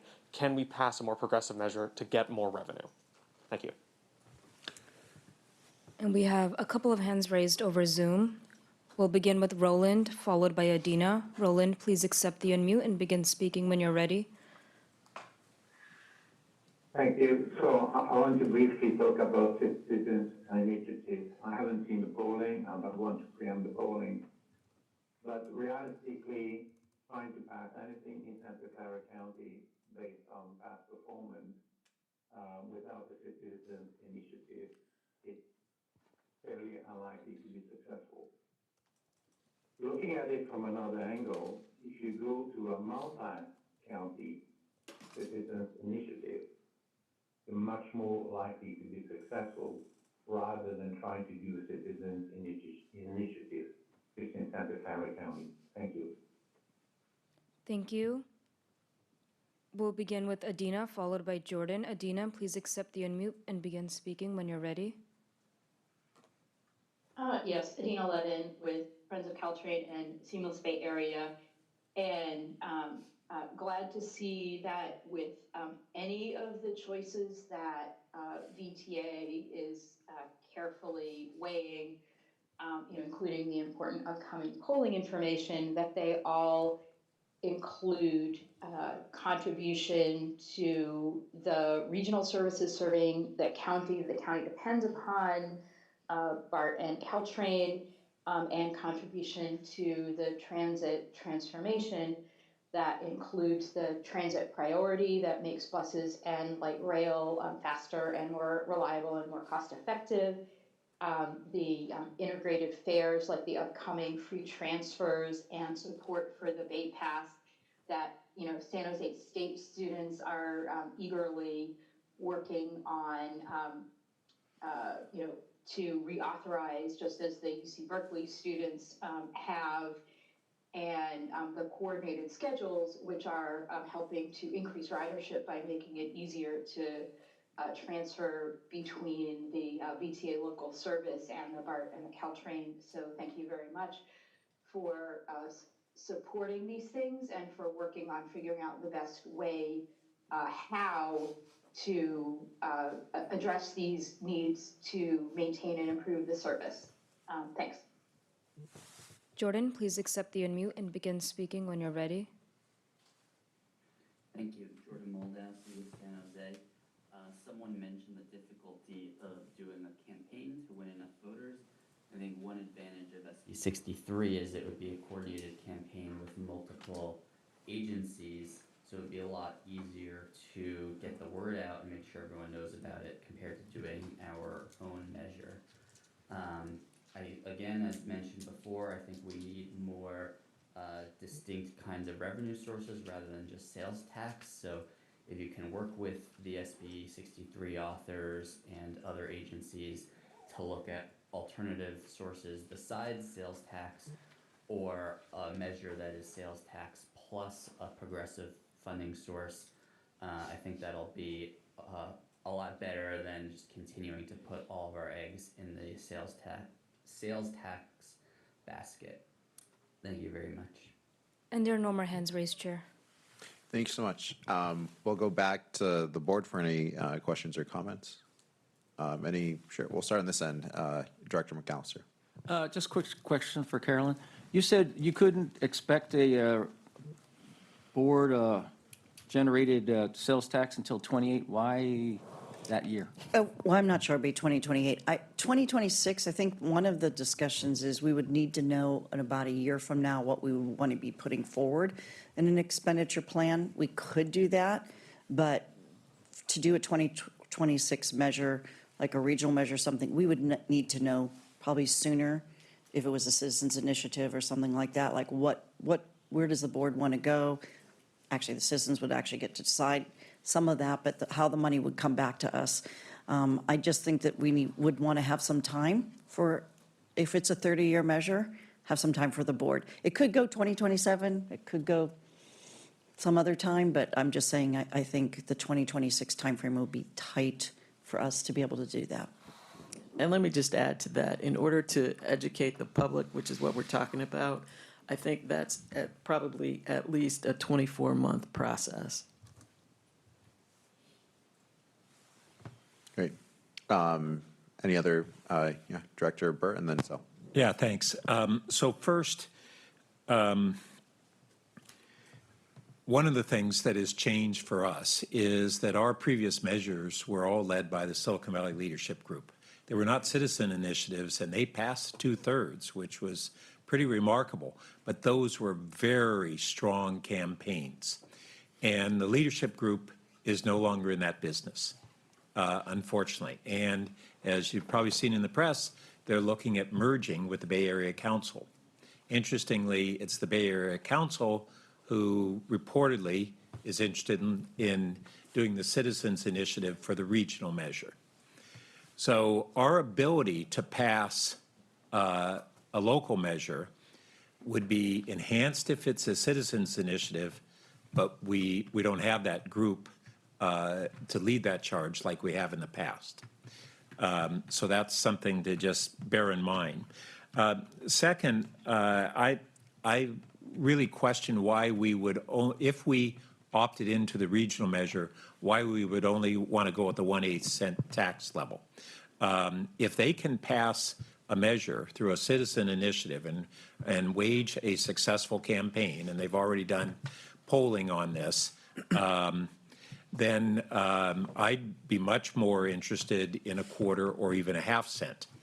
And I don't think that if we came right back 2 years later with the renewal of our Measure A, that might be a problem. But if it's 4 years later, I don't really think the voters are going to say, well, because we did this regional measure that was critical for sustaining all of our operations, we're not going to support continuation of the tax that we've had for decades. I think the voters would support renewal of the Measure A at that subsequent period of time. And when we look at our needs, they're not only to address the Caltrain proportion. If we were at a 1/4 or 1/2 cent, it addresses much of this operating deficit that we have. In fact, what we were talking at the 1/2 cent, it allows us to potentially have some restoration of services. That was the original conversation when we were last year saying we needed our return to source. We were running up against regional perspectives that, because we weren't at that time showing a deficit that would potentially cause us to cut bus service, we didn't have the problem that other agencies did. And we said, no, that's because we cut the bus service 20 years ago and we need to restore it. So I'd be much more interested in participating in a stronger regional measure that would address not only our Caltrain issues, but our other issues, and then coming back to the voters in the future to renew Measure A. And so a number of things have changed since last year. The consolidation language that was somewhat of a deal killer for us has been removed. So that's no longer part of SB 63. And for us as a board, that was a big deal as to why we didn't want to participate in that. The chance of passing has gone up because it's now no longer the 9 Bay Area counties. It's 3 large Bay Area counties, potentially plus San Mateo and Santa Clara, and that increases the chances of passing. It's further improved on its chance of passing because last year it wasn't being talked about as a citizen initiative, and this year it is. We've made great progress on this return to source, what we get. There are still some open issues that need to be negotiated and make sure that our needs are adequately met. And then our needs have gone up. The importance of getting something in 2026, as we saw from the first item, has really gone up a lot. If we don't solve our problem, we're going to have a real crisis as an agency in one way or another. So I wanted to share those things. And lastly, did we see our actual poll questions? Did we get to review those, or have we seen them? We have a poll that's coming to the Yeah. top line info. Did we see the poll When you questions? say "we," are you talking about As the a board, board? did we see the specific, how the poll was worded and things? Can we, can that be shared with us? Yes, it can be Okay, shared. great, thanks. Thanks so much. Director Sell? Go ahead, Greg. I Yeah. was just going to just provide a comment if I can remember now. So it goes, I'll just say that there's certainly not disagreement on eighth versus half or some level of SBC. I think that's a discussion that we need to have.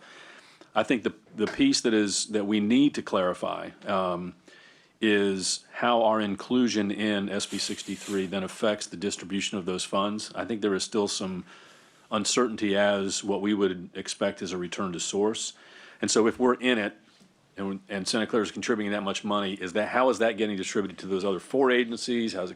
So that to me is the bigger question that we need to make sure we understand, that if it does help us to the extent it can, then I think there is definitely some argument, citizens initiative sooner rather than later, it helps that process. But I think those are discussions that we'll continue to have as the best approach to take, but duly noted. And I just want to add something. There's been a lot of discussion about what's happened in the past and the resources that we've had in the past. We are, I think, very fortunate here at VTA to have a roadmap about what led to our success in the past. We have institutional memory that is right here at River Oaks. And so I am confident that we could mount a really great educational sort of opportunity to let our constituents know how this would affect VTA. Thank you. Director Sell, you have a question? So with the Measure RR, we were, as this county, contributing 55%.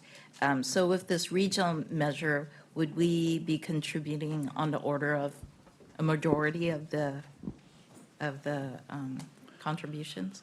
And if so, would we be able to, in the return to source, would we have a lot more control over our funds so that we are paying our fair share and we are getting back additional funds over the fair share so that that can contribute to VTA-only projects? Yeah, so I don't know if I can specifically say the 55, because the counties might be a little bit different and the dollars might be a little bit different as to how much is being contributed. But the concept of this allocation component, I think, is the critical piece. Again, it goes back to how the defined terms within SB 63 are made and how the allocations to Caltrain are made as it relates to this pool of funds that would exist, and then the remaining funds, how those are then distributed to those who might participate in SB 63.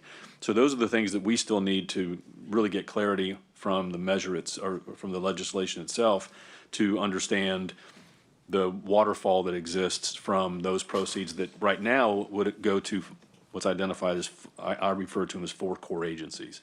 And then how does the rest come to us? That's what we need to clarify. Okay. And then with the polling that's being done, is part of the polling asking the question in some way of, would you vote for this regional measure, and in the future, would you support a VTA-only measure in the future beyond? Is this the polling look into that? These are general questions, and so this speaks to what likely voters are thinking about now. So we're not asking about 2028 in this poll. Okay. And I have worked on many measures, bond, parcel taxes, and I do believe, like Beverly said, that if you have a good consultant, if you have the technology, if the good credibility of the agency is there, that you can pass a measure as an agency by itself.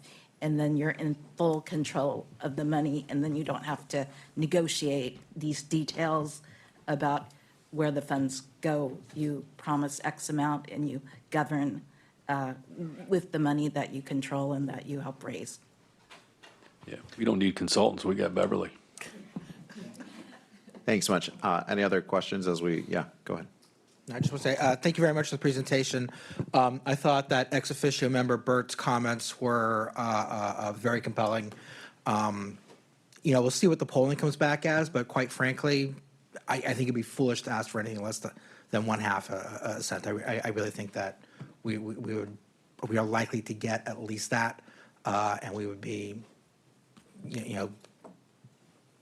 it would be an own goal to ask for anything less than that. Thank you. Comments or questions? I just, again, want to thank you for this. As a reminder, this will come back to the board for our meeting next week. And I think we'll have more details around some of the questions that have been raised and share more about what we're doing and thinking. Really appreciate the discussion. Look forward to continuing more. And with that, that's our last item. And do you have any board member announcements?